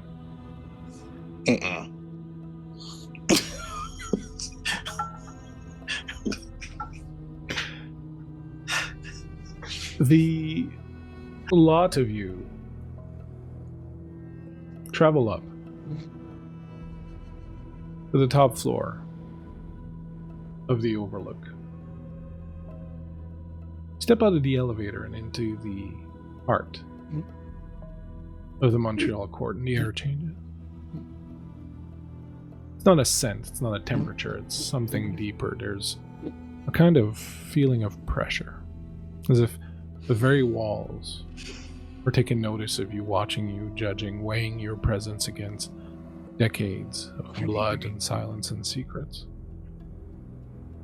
The room yawns open before you, vast and cold, carved from Brutalist cement like a temple to some forgotten god. No furniture clutters the space. Only towering slabs of grey, broken only by scattered installations of dark, disturbing art. A human ribcage cast in bronze, twisted into the shape of a chalice. A painting of a city in ruin rendered entirely in dried blood and soot. A massive tapestry sewn from faded funeral garments. Seems to whisper faintly in a wind that doesn't exist. Above you, the ceiling rises into a pyramid of blackened glass. By day, it swallows the sun into shadows, and by night, the stars bleed through like dying embers, old and unreachable. And then, there they are. They don't speak when you enter. They don't need to. Their presence coils around your spine like ice and fire, pushing down on your thoughts, flattening your instincts. You feel the impulse to try to flee. Your beast whimpers and recoils. They sit or stand or simply are across the foresight of the chamber where light dies before reaching them. Their forms barely visible, yet the weight of their attention is unbearable. Somewhere the clothing of forgotten empires, others drape themselves in modern black like shadows personified. Their eyes, when they open, cut sharper than silver, and their silence is a verdict long before a single word is spoken. Adelaide Mueller. Her pale hair and pale features hiding centuries of madness behind a colorless, impassive facade. Jeanne Angevin, the Tremere Council, who with her blood-red eyes and dark robes looks the most like what you would expect a Primogen member to look like, ancient and powerful, only the silver of her jewelry standing out against her black garments.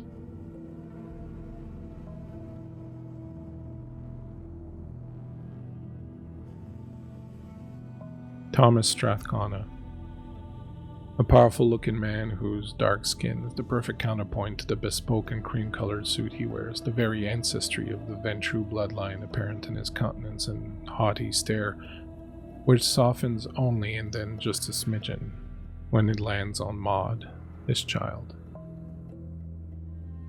The real commanding presence, however, is Prince Corinne Van Horn, Clan Toreador.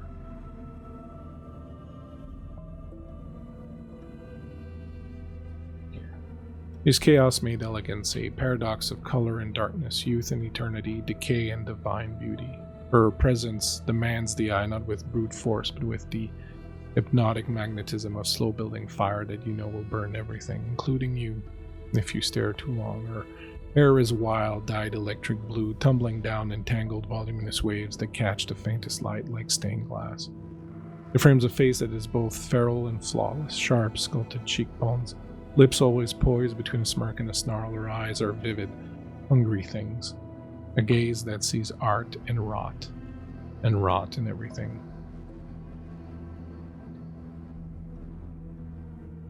As you approach, the elders of the city, the last few remaining actual elders of the city,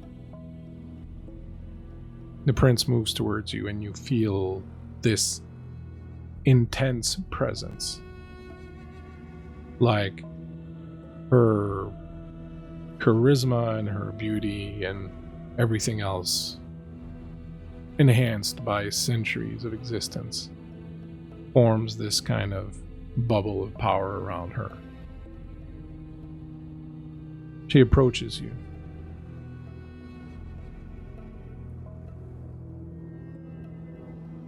She looks at all of you, one after the other.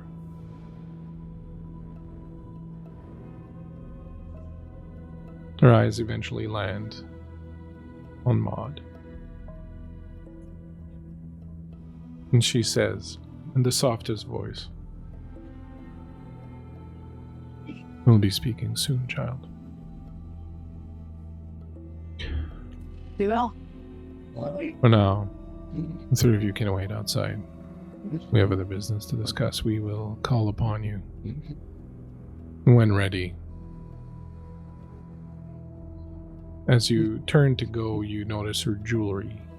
Every piece of it is a meditation on death, a necklace of tiny silver teeth, elegantly mismatched, a bracelet fashioned from antique finger bones etched with Latin, earrings shaped like molting moths, wings brittle with crushed gems, ring carved into skulls, wasps' nests, carrion flowers, symbols of rot that she wears with pride.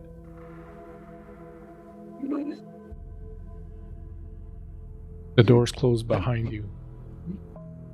The three of you alone now, except for a few aides, in a waiting room. Comfortable, high-backed leather chairs, a bar, soft music playing, beautiful art on the wall, nothing as disturbing and as extravagant as was inside the main room. Being outside of their presence is a relief. You have not had a lot of opportunity or need to mix around with the elders. Maud, you've seen Thomas often, but the things you and he have done and the intimacy and the closeness have stripped away some of the majesty of the elder in him. But for the rest of you, these elders are imposing. They are the types of creatures that you hear about, that you know run things, run this city, run the world, but you seldom see them or interact with them. They're like these mythical things that exist in the shadows and that run your lives without you ever really noticing them, and any kind of feeling that you have that you're kind of in charge and decide what you do sort of evaporated in their presence as a group, because there were thousands of years of existence in that room. And you know that there are many who are gone, many have left and gone to the fields of Gehenna and have died, and these are the ones that have resisted that call and have managed to stay here. And there's only a few of them left in the city. And this doesn't escape you, this thought that there's 5, maybe 6 of them left in the city, and that there are several dozens more of the younger vampires like you.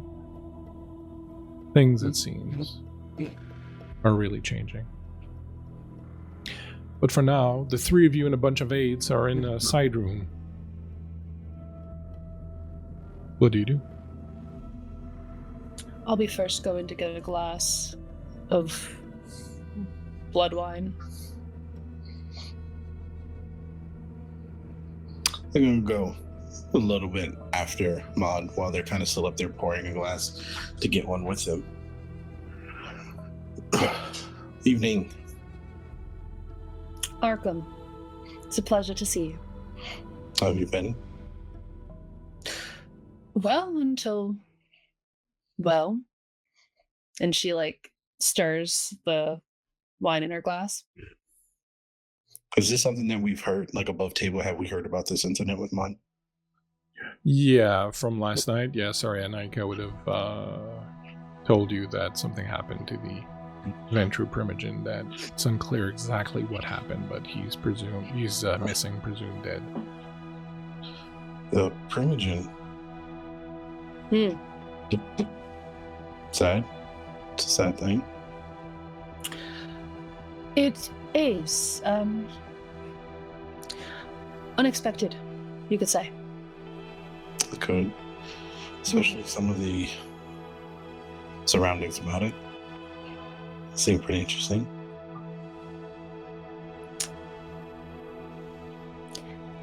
I don't think she says anything to that. I think she takes a sip of her glass. How are you? Me? Yeah. I'm fine. Okay. How are you? Tired. Tired? Yeah. Interesting. Have you been busy? Very much so. I have. Yeah. Maud, quick question. Actually, more so it's a moment of a favor, if you don't mind. Oh, a favor? It won't be the last I ask of you, but just in this moment. What are the terms? Honestly, Intriguing. Go on. If you're ready, I'm ready to kind of cut the pleasantry bullshit. How are you? It's been a while. I haven't heard from you. I've been busy, and I'm fine. It's good. How's business? It's going. We're making some changes, some arrangements for the time being, just for the benefit. Well, what do you do to relax? I work. What do you do when you work? I oversee my production company. I make sure everything is going in order. I have meetings. I talk to my talent. I talk to my crews. Not what you do for work, Maud. I know what you do for work. If you work when you relax, what do you do when you work? I'm sorry, I don't know how to answer that question. So it's function. I mean, I'm just following your lead. If you work when you relax, I hate to see what you do when you actually have to work. I don't think you understand. That is how I relax. I have things to do, and doing them are what make me happy and make me feel at ease. Progress. Question still stands. I think where is Father Dubois in all this? I was just gonna ask. Oh, he's standing using silent foot. He's literally standing 3 feet behind Arkham, just staring at the back of his head. I think then that's exactly what I wanted. Like, her focus shifts to you. Thank you, DKM CRPGs, for the raid. Thank you for coming in. We appreciate you so much.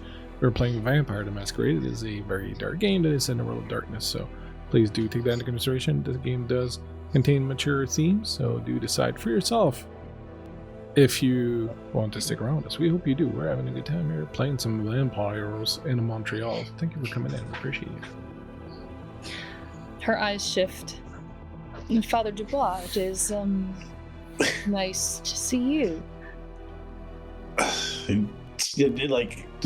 Arkham does the thing because he's like, I hate that shit. I hate when he does that and turns around and he goes, Padre, hi. Arkham, it's been so long since you've been to Mass. How are you? I'm tired. I believe it. You have such ravishing evenings, yes? Oh, yeah, it seems like, but I mean, this is in the Bible, right? No rest for the wicked or some shit. It's probably a Kid Rock song. I don't know. There's something else about you, Arkham. Something else about you. Some air of difference about you. I like it. You seem more confident, sure of yourself. It's wonderful. Is that what tired is supposed to look like? Yes, actually, according to everything that I see on the television, that this is the new excited of some kind. And how are you, Meddlesome Strumpet? I'm what? I'm well. I'm sorry. How have you been? I'm doing quite well. The winter season is approaching, though, so I fear my girls may be in your employ, but you take good care of them, or I'll gut you alive. Yes, hi. How are you? I'm doing well. Yes, business has been going well. Like I was saying to Arkham, things are changing, but all for the better. And yeah, we are here to discuss some interesting matters that have caused a bit of a wrench in our plans, but that doesn't mean that we aren't persisting.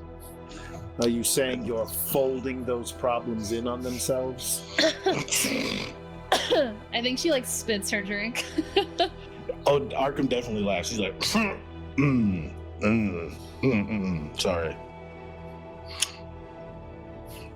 I believe that was rude. That was quite rude to say, actually. How so? How is it rude? There's now a power vacuum. You are an up-and-comer and rising, looking for places to be, things to do, people to know. Excuse Seems me? to me that you can climb the ladder. It should be a lot easier since it's folded. Sorry. Sorry. Excuse me? Your phone rings as you say this. Maud. Who's okay? I answer. Excuse me, just a minute, and I step away. Maud, this is Annabelle. What wonderful timing that you have.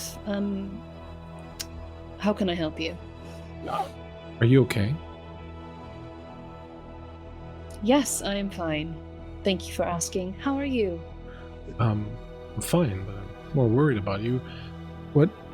What's happening right now? I hear that there's been some sort of gathering called. Is Thomas going to try to take the Primogen seat? I believe as Seneschal that is what he is currently acting as. You're right, he's Seneschal. It would be silly for him to take the Primogen seat. If we have both the Seneschal and Primogen seat, that doubles our power. Try to convince him, won't you? Convince him of what? Convince him that it would be in the clan's best interest if he remains Seneschal. Then, as the next eldest in the city, I could become the Primogen, and I would of course need to whip someone smart who knows how to run things. Excuse me, I see.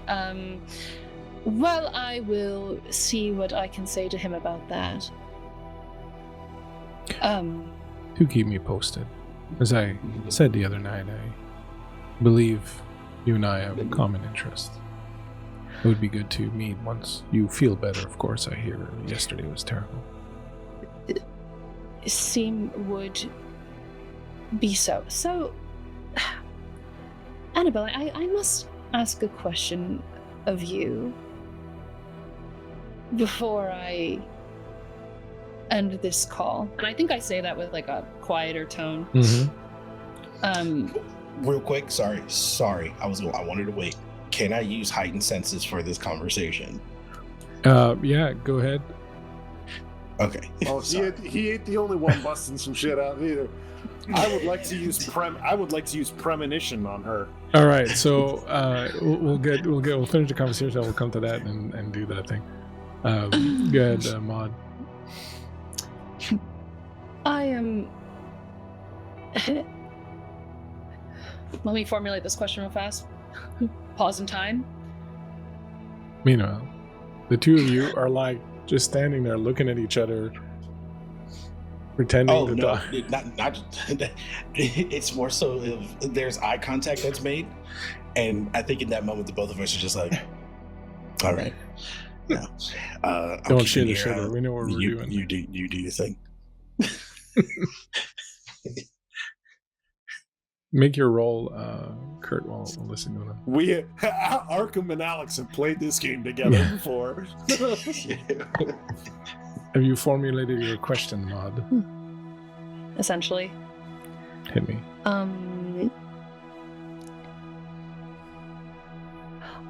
I was just looking to know with your recent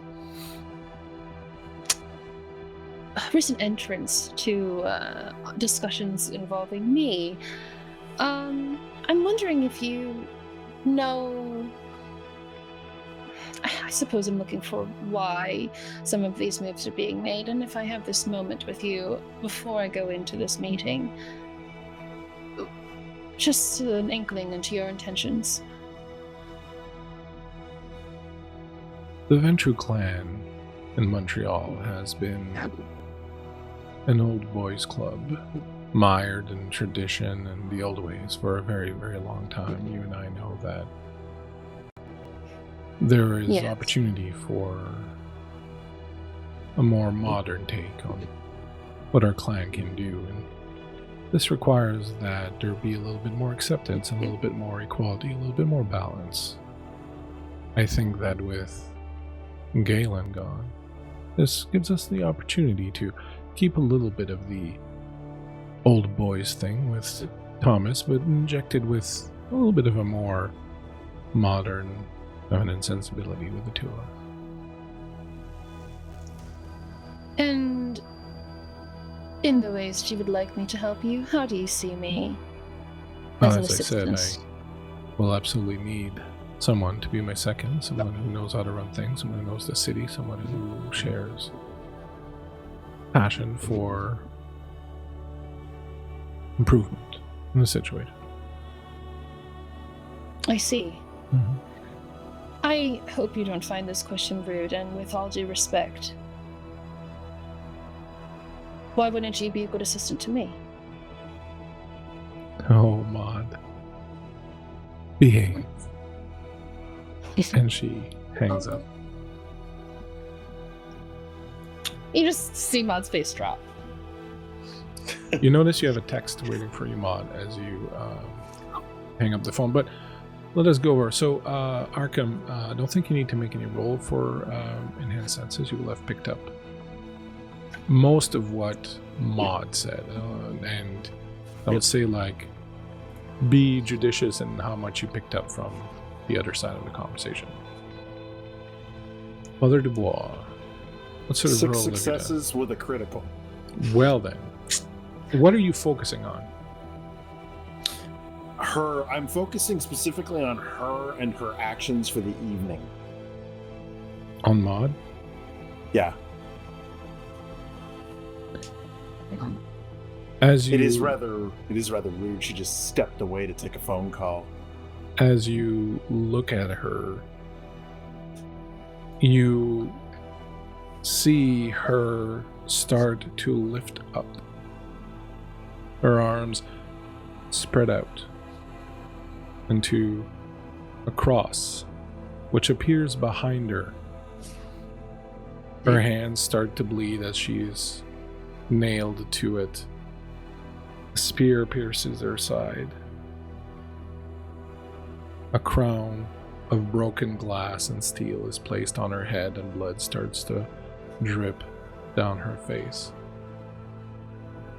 And you get a sense that she is about to be tortured in fairly intense and interesting way. I think Father Dubois, once his vision clears, like, does the hand on the shoulder and leans into Arkham's ear. She's a sacrifice.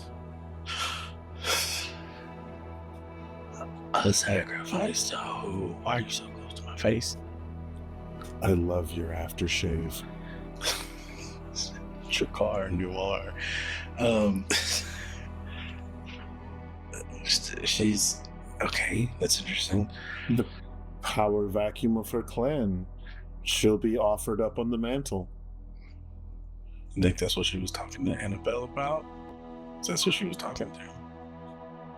The plot thickens. I think she's definitely somebody of interest.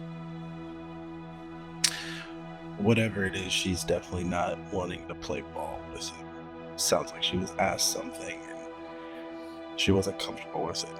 I don't know too much what, but we'll have to see. As you check the text message, Maud, as these two plot behind you, you see it's from Declan Leary. You look up, you see Declan. He was Redpath's main ghoul. He's sitting in the corner and he's looking at you very intently, and he's got a very scared look in his eyes.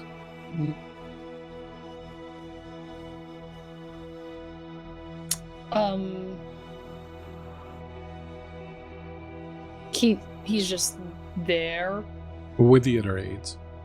with the other aides. I see. Hey, Phoenix, welcome in, mate. Does he look like he wants to talk to me? Well, there's a text from him in your phone right now. Oh, yes, then I'm reading it. Miss Sinclair, when Lord Redpath asked you to join him in his car before the attack, he meant to tell you this: that he felt Thomas, your sire, was compromised. that these new allies, the Lys Noire and Annabelle, had plans he believed to be detrimental to Montreal. He's been working for months behind the scene against them and was looking for allies. He believes this pyramid they are building would be a tragedy for the city. He felt you might be able to help him. I fear they uncovered his duplicity, and this is why they killed him. He believes they are human mages.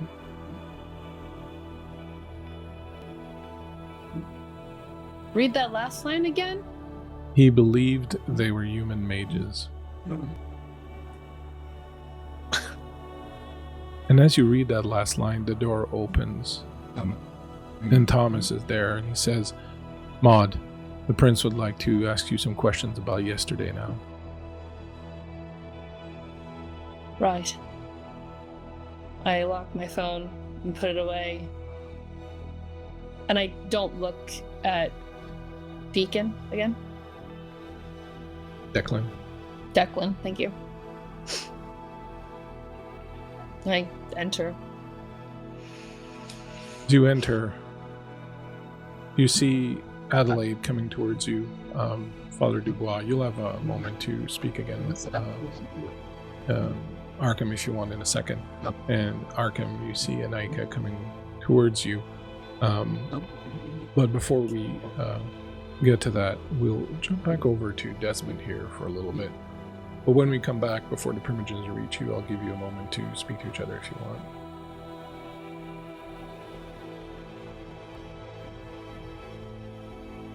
As you walk into the shop, Desmond,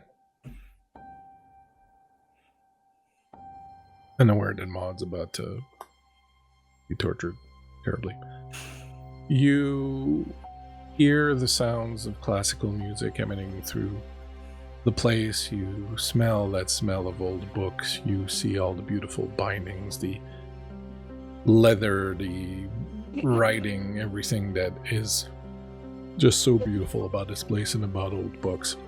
The lighting is perfect. All this soft, indirect, warm lighting that just gives this room this very warm, inviting, cozy feeling. You just want to grab random books off the shelves and sit in one of the overstuffed leather chairs and just lose yourself in them for a while. You hear the music piping in through hidden speakers. You hear from the back somewhere the humming of Tristan as he's working. You know him well enough to know that there's a bit of a strain in his hum. There's a bit of, well, it's not as lighthearted as it might have been at other times.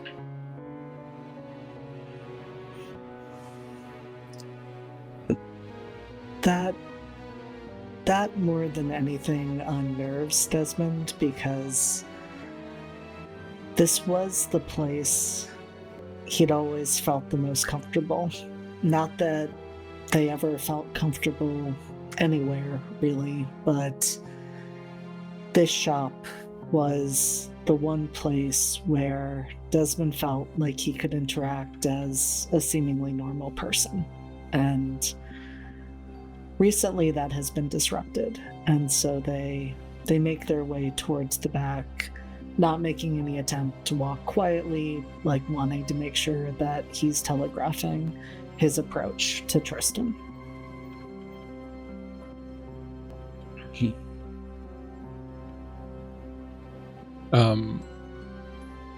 you do this quietly? You approach quietly? Do you announce yourself? I don't think he announces himself, but he's definitely like walking pretty loudly across the floor.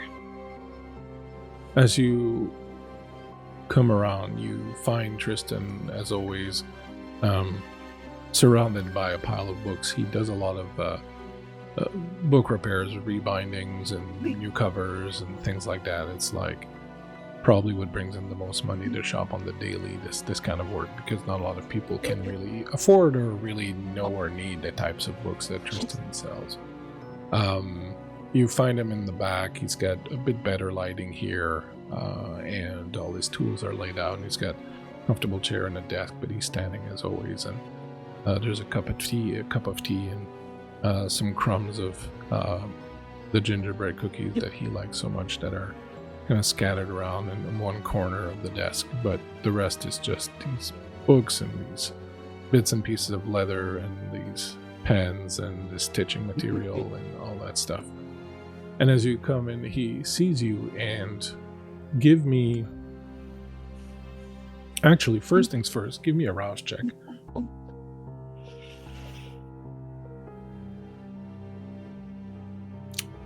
0 successes. Right. You feel, as you spot him for the first time, that little pang of hunger that gnaws at you from the inside. You realize you could have stopped for a bite, perhaps, but you didn't. You're now at 2 hunger. Besides that, do go ahead and give me a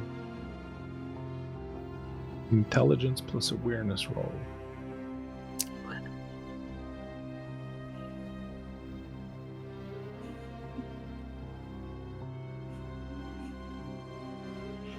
Two successes. Is your insight better than your awareness? It is. Okay. Roll a number of dice equal to what you would have extra. You roll, because it should have been a insight roll. Still 2. Okay. Hey, Rolling Nomads. Thank you very much for the raid. Thank you for coming in and watching us play some Vampire here tonight. We're playing Vampire. It is a dark game set in a dark world. This game does contain mature subject matter, so please do decide for yourself if you wish to hang out with us. We hope you do. And thank you for coming in. Really appreciate you. Thank you so much. You will catch with that. Ian, can you go ahead and give me a rouse check, please? You will catch with that in his look as he looks at you a very brief moment of fear, and then it kind of gets tamped down right away, and then it gets replaced by his usual kind of nervous, fumbling, kind of puppy dog excitement to a certain degree. It's like, oh, Desmond. You have to announce yourself a bit more than that. You're like a ghost moving through here. I'm sorry, I didn't mean to startle you, Tristan. And I think Desmond has kind of, like, the moment he felt that hunger rise and they caught that look of fear, he took a step back to give Tristan some space. You see that he kind of breathes a bit better, like he kind of appreciates that, and he doesn't move away from you or anything, but he puts his book down and, and just leans against the table. It's been a while. What have you been up to? Studying, exploring the city, the types of things one does, right? But absolutely, yeah. Where are my manners? Would you like some tea? I would love some. Oh, excellent. Tristan will move over to a teapot that is sitting nearby. Kurt, if you would give me a rouse check and let me know later what it gives us, and Rachel also a rouse check. I don't think we did one for you tonight. He moves over and pours some tea, and you can see that he's kind of using this time to kind of compose himself and whatnot. And when he's poured some tea and he turns back towards you, he's kind of like, shitted himself and going, oh, okay, don't be silly. It's Desmond. Everything's fine. Everything's okay. And then he turns and he goes, I'm sorry. Guess I should have asked if you even drink tea.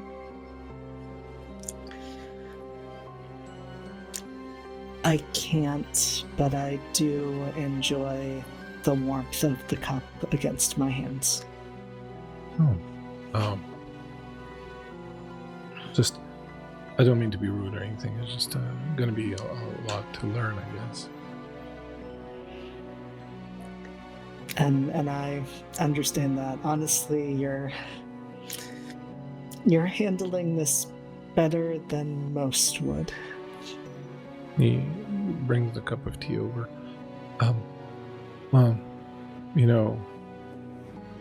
Surrounded by these books and everything I've read, I guess I always kind of believe to some extent. I guess in magic or whatever you want to call it, a supernatural or things that go bump in the night. I, not believed in that. I actively thought these things were true, but I guess part of me was just ready to accept it if shown that it was. I've read enough to know that when so many stories overlap, sometimes it's because there's a grain of truth in them. And I have millions and millions of questions for you, but I also don't want to be rude. It's kind of like finding out that a friend of yours has gone to jail or something, and you want to ask them about the experience, but not that being like this is like being in jail. Okay, never mind. I need more tea, and goes over and grabs his cup and Desmond hesitates the slightest bit, but says, "I wish I could say otherwise, but it's not unlike being in jail sometimes." How so?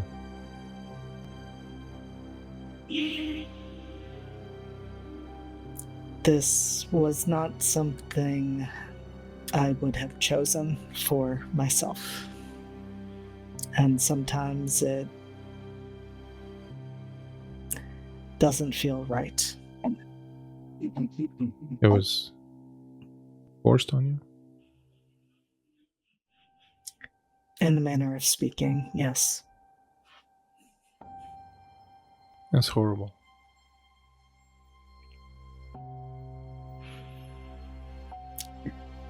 Is it? It's not easy. Is it curable or reversible or?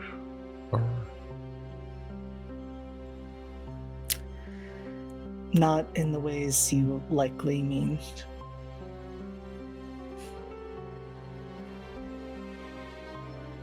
But I may not always be like this.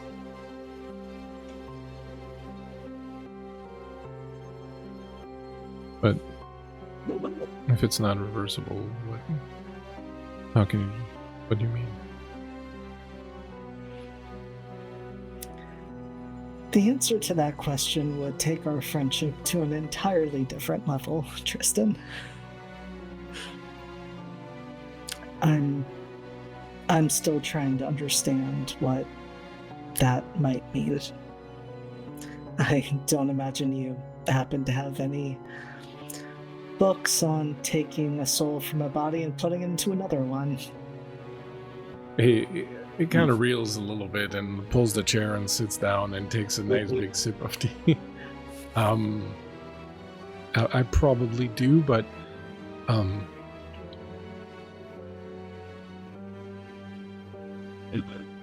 okay, let's just, for the sake of discussion, the sake of friendship, the sake of everything,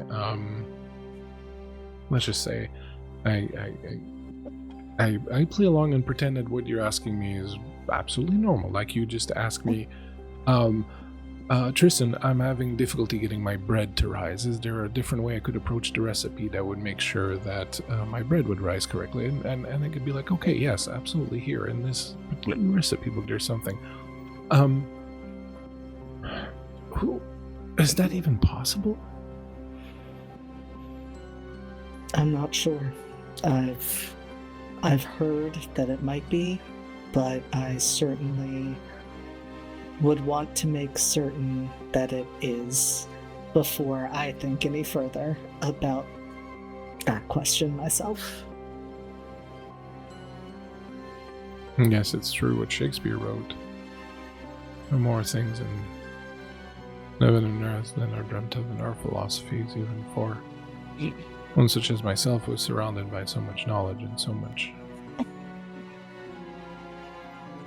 strangeness. Is there any way I can help?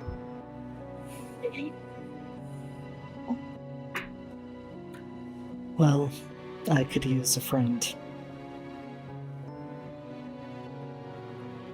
I have to ask you something, and I promise I'm only going to ask once, and I'm going to take whatever answer you give me as a guarantee, but are you going to hurt me?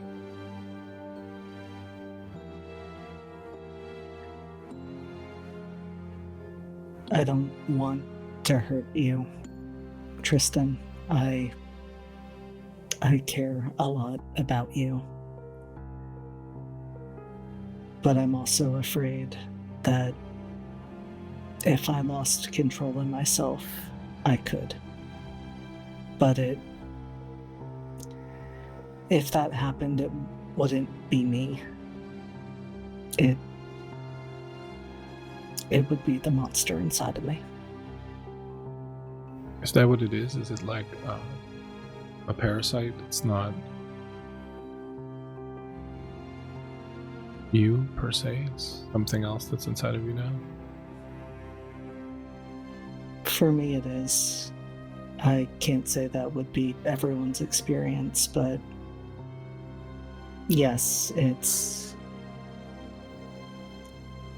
like something else takes over.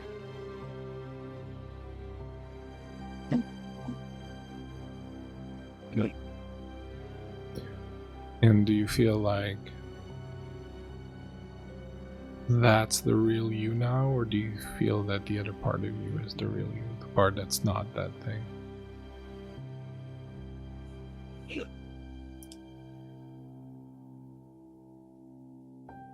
And Desmond takes a moment to reflect on that and to reflect on all of the discoveries that they have made about themselves in these past few months. And after a moment, he says,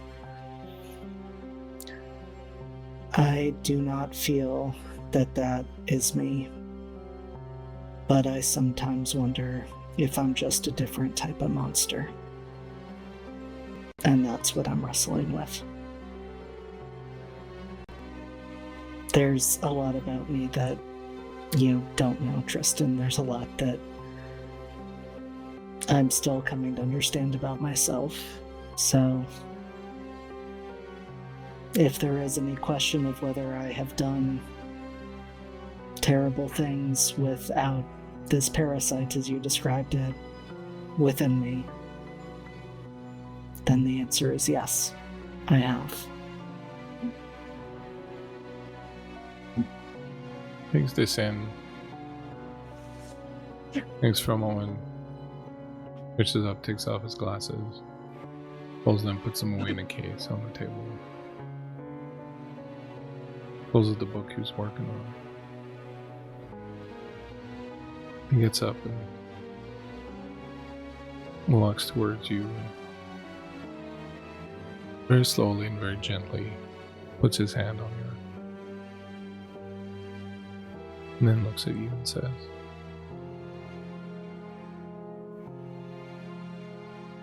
Desmond, we've all done horrible things.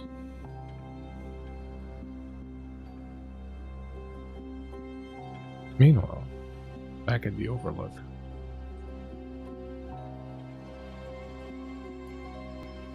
you see Arkham and Father Dubois, your Primogens, coming towards you.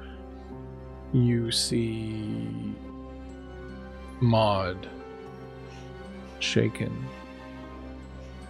obviously overtaken by something, being called by her Primogen into the room to talk to the elders, the prince. You have a few moments before your Primogens reach you. What do the two of you do, if anything?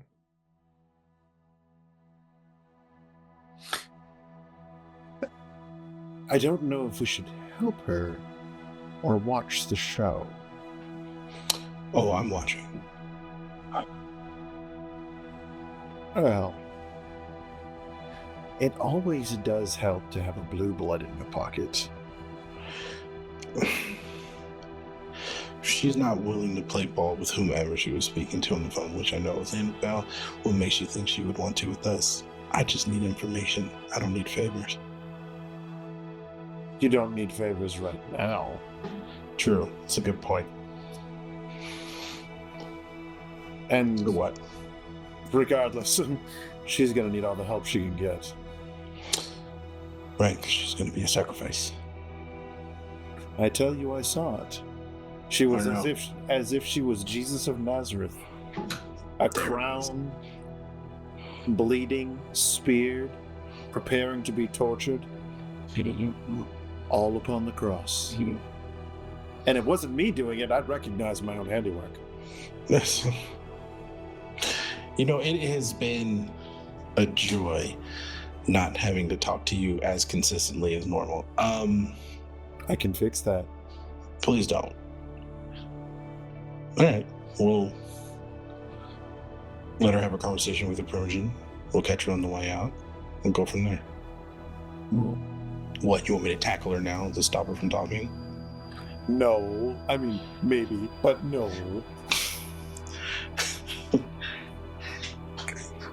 All right, we'll let this play out, and then we'll circle back. Aneka says to you as she approaches Arkham, Prince would like to see us. Alrighty, let's do this. Adelaide comes up to you, Father Dubois, watches the others go, watches the doors close behind Maud. Any inroads? She's going to be sacrificed. Oh. Without a doubt. They're gonna sick John, the Tremere Primogen, on her. Wouldn't it be useful to have one in our pockets? After all, we're not exactly the March of Dimes.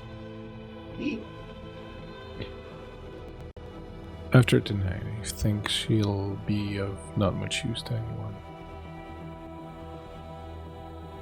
What? However, the prince did ask me something. What? Father Dubois. What? Tell The me. prince asked if we were making any progress as far as finding out who killed the Grey Nun. What's her interest? Well, the Grey Nun was a member of the Primogen.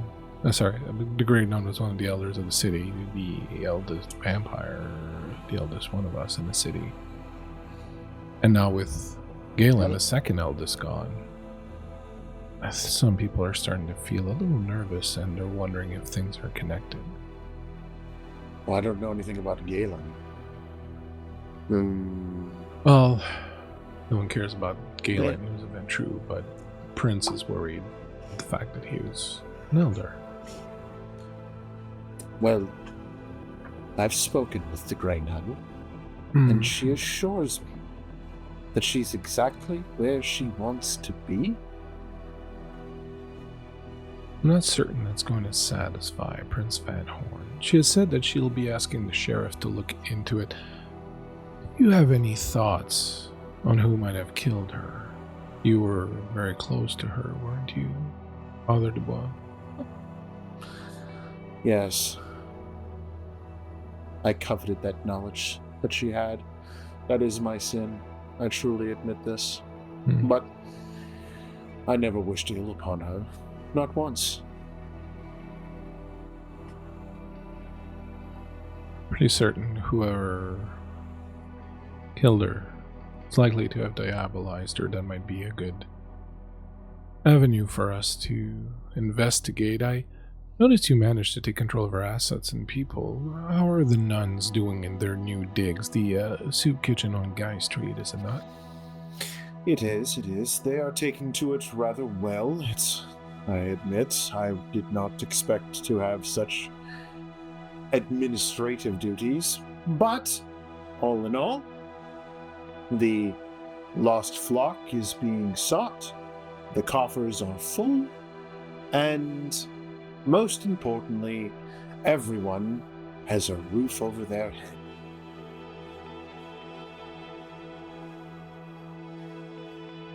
You're a very caring individual, are you not, Father? No, not at all, actually. So what makes you go through such trouble for people, then? To make them atone for their sins.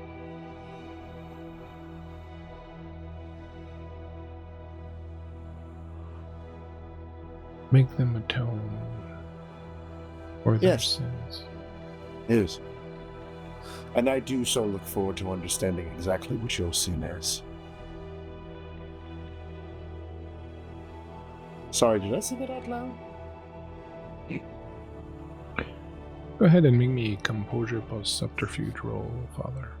Sure. And doop. Doop doop doop doop. Boom. What was your Ross check earlier? I got one success. Okay. That is 4 successes.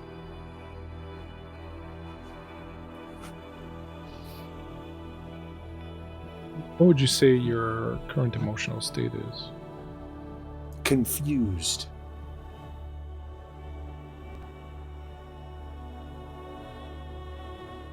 He's looking at you very intently.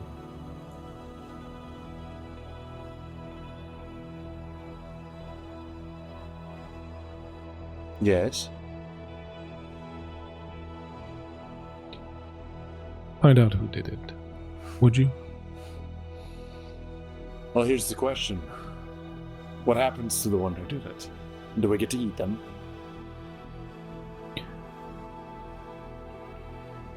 How about we wait to see who did it, and then we can decide how best to handle the situation. You're using the we. Are you using the royal we, or like I actually get a say in what happens? Because that could be really interesting. Father Dubois, you and I have not had many an occasion to, well, work together. With the Grey Nun gone, that makes you the second eldest Malkavian in the city. And while you're undoubtedly, as a man of the cloth, quite untrustworthy, fact remains that not so long ago, the city belonged to us. Now, the shifting tides of social concern for religion have somewhat diminished her standing in power in the city to the point where we've had to play third banana to the Toreador and the Ventru, and whilst the Grey Nun, while she was with us, God bless her soul, felt that was all right. Or, as she used to say, once in a while you get to change positions or it gets boring. Facts. I'm of the mind that it may be time for us to reassert at least a degree of control over our environment. Let's not let the inmates run the asylum much longer, so to speak. Well, nothing fractures the mind or the soul quite like levels of despair. And considering none of us have souls left. I beg your pardon, madam. There is a soul within you yet? I don't think so. I believe I traded in a long time ago, but be that as it may. Find out who did it before the sheriff does. I doubt we'll get much use out of whoever did this if Sheriff Stokes, in his overzealousness, gets his hands on them first. Here's the real question I have for you, though. If we know who did it, what leverage does that give us? Well, Father, it depends on who did it. Explain. If one of our own kin did it, not saying that they did, of course, no finger pointing, but if one of our own kin did it, what sort of leverage would that give us? None, then we'd be in panic mode and trying to find ways to cover it up. So here's the correct question. Who do we want it to be?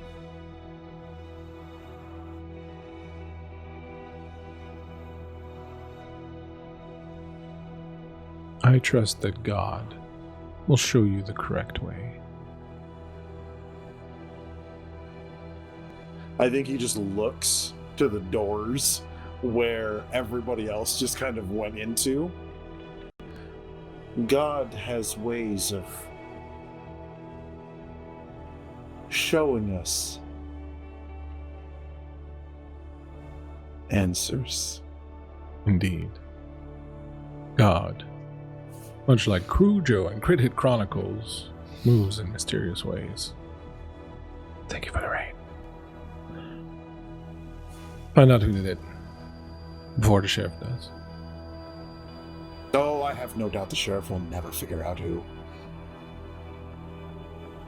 He seemed to be pretty confident he knew who did. Said someone had spoken to him. I doubt that. Well, he I makes guess a lot we'll of find out. assumptions. I'm going to leave you on this, Father Dubois, and I'm going to tell you to think about what you want to do, because I'm going to come back and ask you what steps you want to take after this. So cogitate upon that. Whilst we go to Arkham and Anika and the Prince, as the two of you make your way into the office. Side little room where the Prince has her own little meetings.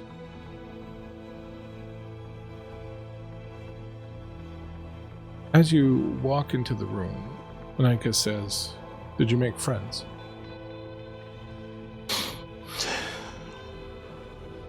I hope so. Seems like there's a lot going on with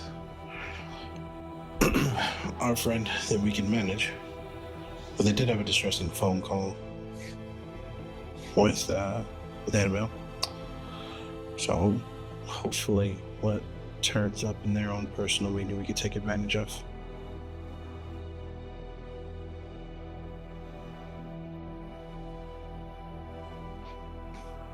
Any information on Annabelle? None that I got to yet. I was distracted by fucking the father out there. He is a little bit like a mass of whirling, buzzing gnats, is he not? That's a way to put it. Or is his nose stuck into things? Yeah, always trying to be a part of something. Is he a friend of yours? Asking it with the church. Is he a friend of mine?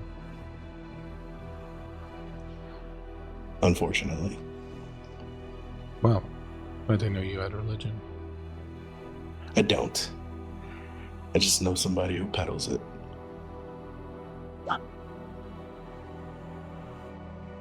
Fair enough. I'm not sure what the Prince wants, but I'm getting a sense that there's a bit of a circle the wagons kind of thing going on with each clan kind of trying to figure out how best to navigate the choppy waters ahead. Mm-hmm. So, what's our plan? Where are we hitching our wagon to?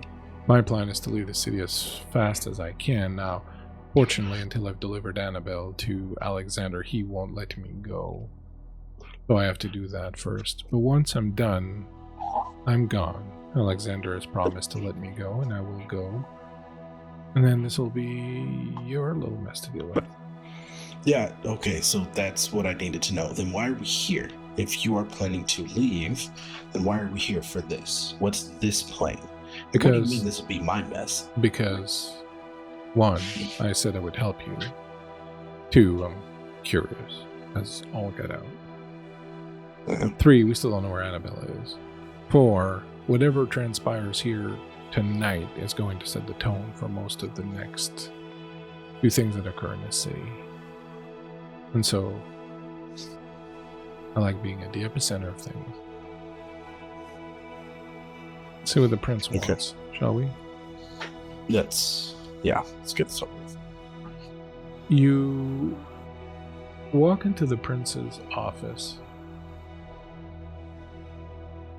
You find her standing at the window, overlooking the city, her back to you. As you step in, the doors close behind you. She says, Yeah. "Can you smell it? You smell that sweetness underneath the rot. That's Montreal. Not the tourist trinket they peddle in the old port, not the shining towers that clawed the clouds, cathedral spires for a religion no one really cares about. Talking about her bones. The crumbling mortar behind the brickwork, the rust in the pipes. The leaking warmth from a century-old radiator groaning like it remembers better days. Turns over, looks at you over her shoulder. Is dying. Her city. And it's glorious. Yeah. You paint with blood and canvas, you sculpt flesh, twist sinew into divine expressions of pain. I respect your work, I do. But it's fleeting, all of it.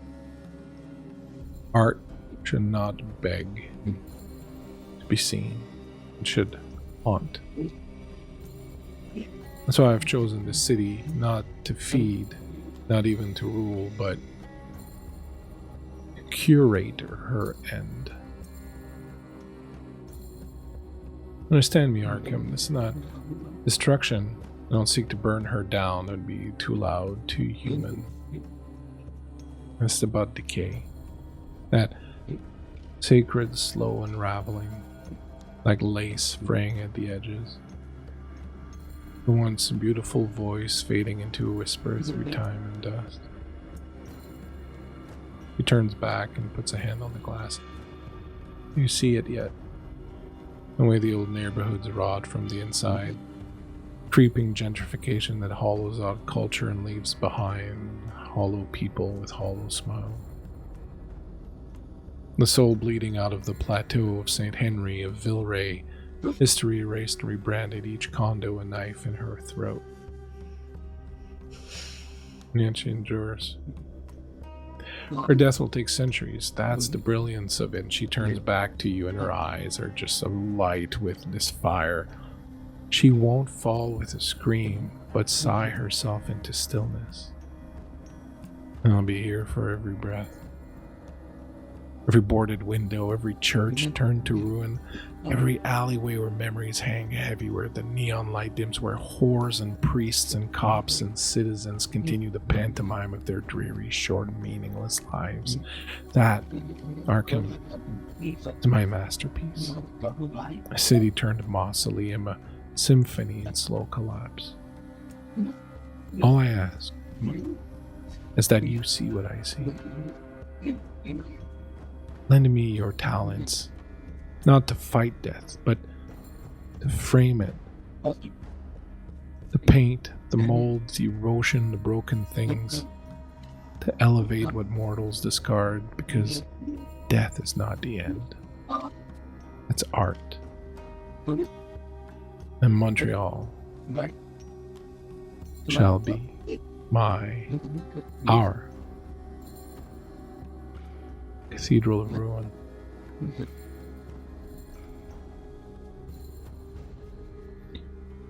Remember when I asked you to help curate an exhibit a few months ago, a celebration of what Montreal is for all the world to see?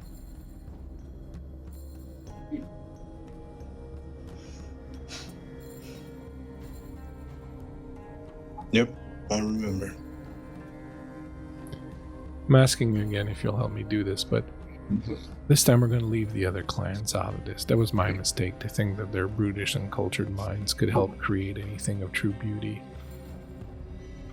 I'm afraid, Arkham. I'm afraid that the Ventrue and the Tremere see an opportunity here. I feel their covetous glare, the wet lips hungry for the power that is our clan. We're not going to let them rob us of our creation. Let's bring them to heel. There's a newly arrived Ventrue in the city, Annabelle Vadeboncoeur. She's a former cardinal of the Sabbat.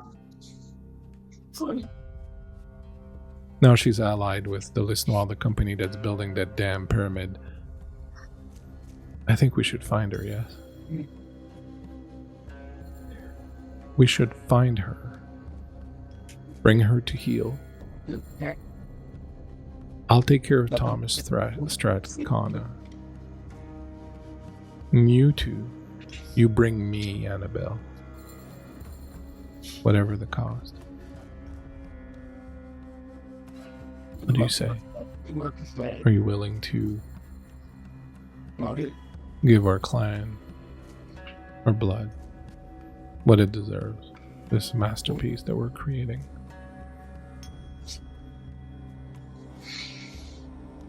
I'd be more than happy to. Will you find and bring me Annabelle? I'll do my best. She comes over to you. Sorry, go ahead. When she comes over, he is physically uncomfortable, but he stands there. She just stands there close to you, and you can feel that majesty, that presence of hers just kind of wafting over you. He does not like it. He hates it. It stinks. Like, it physically actually stinks to him. But he stands there. I can trust you, right, Arkham? No. I don't get it done. And you, Nika? I know you have your own secrets, but I trust that the blood of the Toreador still runs in your veins, does it not? And you can tell that she's very uncomfortable too, and she kind of looks at you, and she looks back to her and she says, "Of course, my prince, whatever you command." Good. Now, if you'll excuse me, I have some questions to ask to a little Ventrue who's in way over her head. Bring me Annabelle. Soon. And with that, she turns and leaves the room, leaving the two of you alone. Yeah. And then as soon as the prince leaves the room, still standing, I would say kind of like shoulder to shoulder, Arkham slowly turns his head over to Anika and go, "Seriously? Really?" I think we're in a bit of a pickle. A bit? A bit? I think this is the whole fucking pickle jar. What do you intend to do now? Well, we're going to have to get creative. I'll tell you this. I fear her, but I know Alexander Ross and I fear him more, so I'm definitely bringing Annabelle to him, but I don't want to leave you hanging either. I appreciate that. I do. Is there a world where we can bring Annabelle to the both of them and have them figure it out, however they decide to?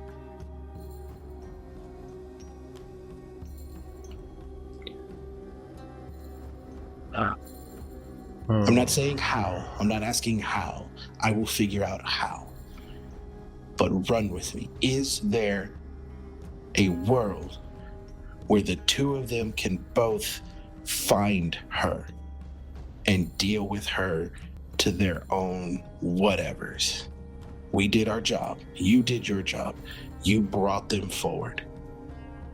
What happens next is up to them.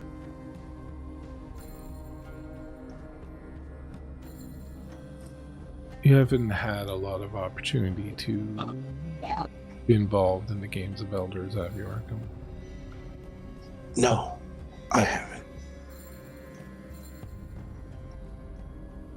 Things are going to get a lot worse. This city's been dead politically for the longest time. It was status quo, everyone just doing business however they wanted, but Galen Redpath disappearing, maybe dying, is just relit fuse that and not burned in a while. I want to get messy. And it's a yes or no for me right now.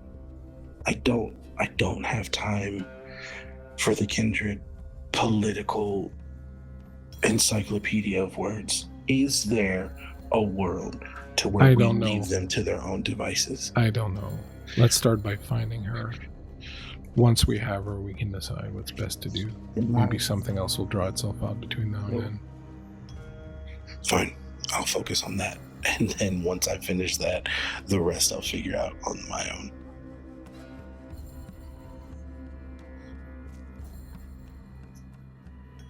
Maud, Mm-hmm. you've been brought into a room. You're sitting at a table. Across from you, not saying much, is Jean Angevin, the Tremere Primogen of the city. Thomas is in the room also, and he seems a little nervous. The door opens. Prince comes in. He looks at you briefly, then looks at Jean. Are you ready? Jean says yes. He looks at Thomas. Is your girl going to act correctly? And Thomas says, my prince, whatever you need from us.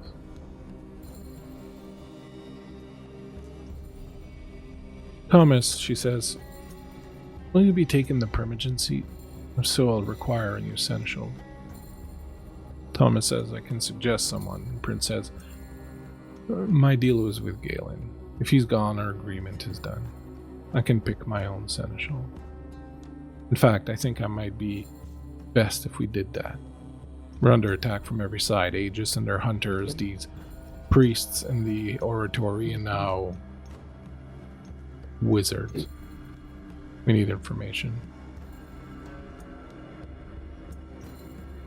The Nosferatu are not being very helpful, but I'll take care of that. Jean, I want you to ask this one some question. I want to know what she saw, what happened, every last detail, and if she's forgetting anything, I want you to find it. Thomas says, I'll do it. And the prince turns to him and says, Jean will do it, but you can be present. We need to start batting down the hatches. We need to keep our heads low for a while. No feeding except from herds. Clients should provide for their members. Stokes is going to pick a few deputies and make sure no one draws attention to us. She comes over to you, Maud. He tucks a strand of hair behind your ear. She goes, you be good now and you let Jean do what she needs to do. We don't know how these wizards operate. They might have hidden things in your brain, and we're going to find them. I trust you have no problem with that. I look to Thomas first, and then to her, and say, no, of course not. Good.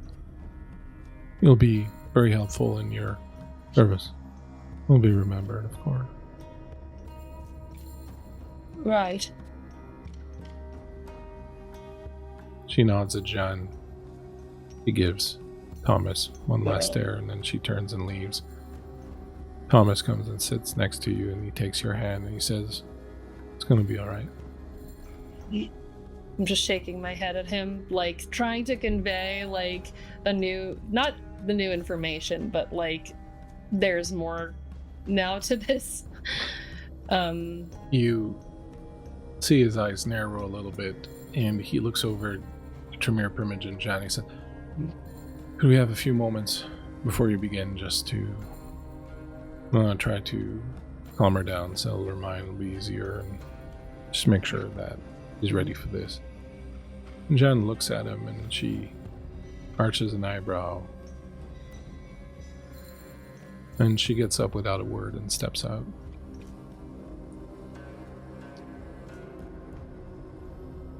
Thomas looks at you and says, "This is not a place where we can be cavalier with words."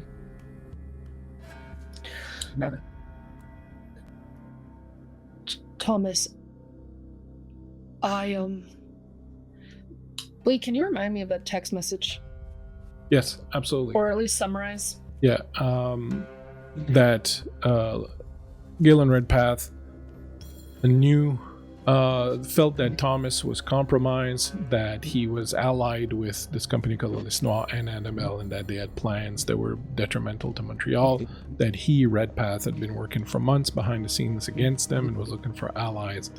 He believed the pyramid they were building would be a tragedy for the city, and he believed that the people behind that pyramid were human mages. Right. But when Annabelle came into the meeting, we knew she was partnered with Lilith Noir, so... Yeah. Well, that in itself is not problematic, but basically it looked like the entire clan was aligned with them, but it looked like Redpath felt that that was not a good idea, but even as the Elder and as the Primogen, he felt he didn't have the power to be overt about it. Right. Okay.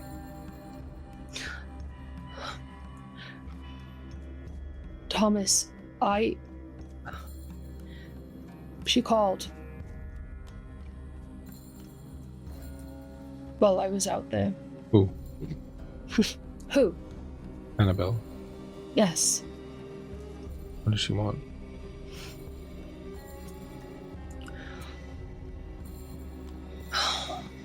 Shoop. She wants the Primogen spot.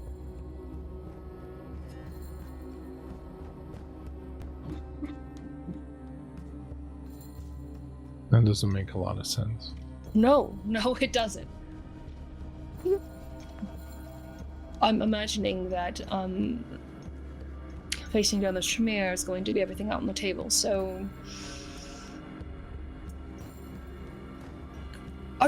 You're not telling me everything, I know that, but... Do you have any plan with her? With Annabelle? Yes. None beyond the plans that our clan was making with the company she represents. What are you hinting at? What do you know? A lot. I suppose more than I should, and I... how words. Look at It's so me. funny right now. Look at me, Maud. And I'm gonna need you, Maud, to roll.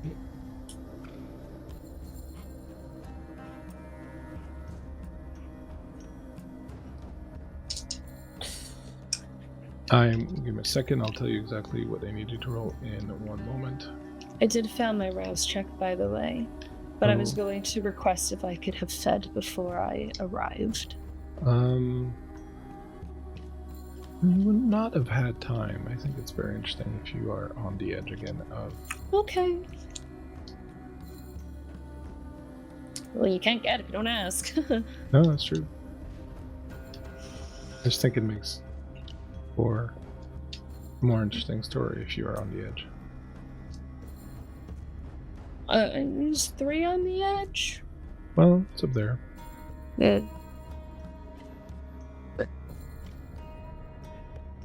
Alright, you're going to give me intelligence plus resolve. Oh, alright. 1 success.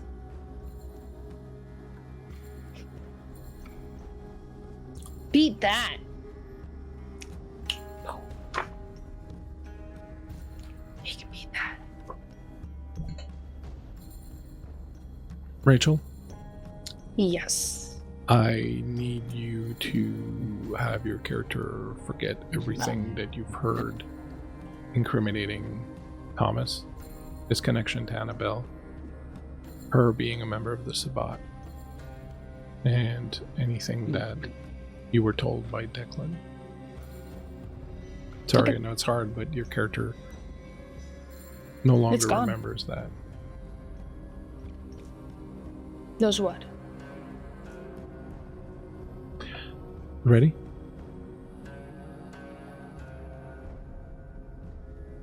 I think so. Good. You're gonna do great. Just let her do her thing. She's gonna take a look at what you remember from the incident with Galen. It's all they want to know, who did it, and she's gonna try to pick up clues you might have missed or might not be aware of, and it's gonna be fine. She's a mage, so maybe she'll pick up something.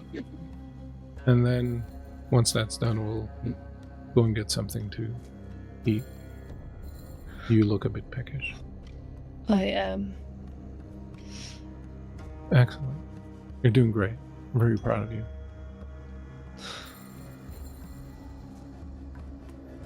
Thank you. He gets up and opens the door and tells Jean she's ready for you.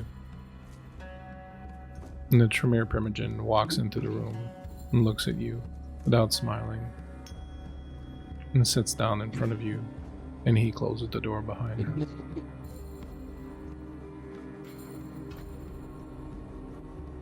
What are your plans, Father?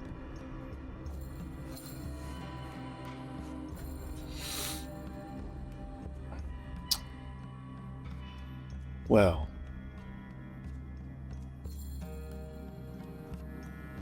the Undercity seems to have quite a few patsies. Also, there was... what was his name? The Shadow who came from Texas. I'm sure he's still skulking about. He'll do quite nicely. Where do you go next? I think he waits for his Primogen to dismiss him, and then he'll leave the area unless there's another reason for him to stay. There isn't. You can think about where you want to go between now and next session. Let me know what next steps you take. Desmond. Kristen. His hand on yours says, we've all done horrible things.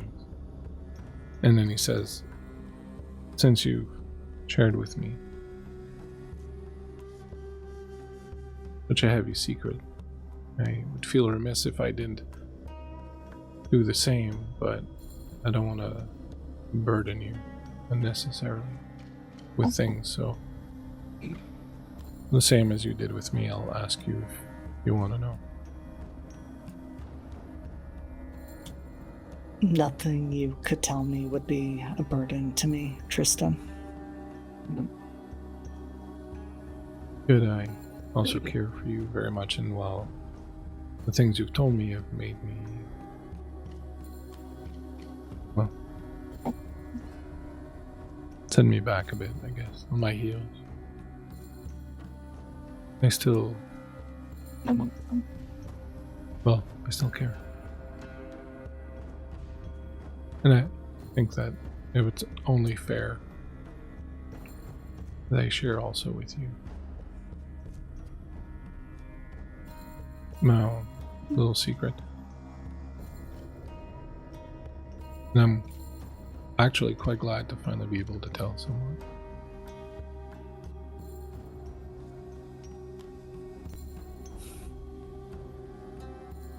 I'm ready to hear it when you are ready to share. He smiles and says, you know, we all have a bit of a monster inside, I guess. Mine has made me kill 7 people. And on that note, man.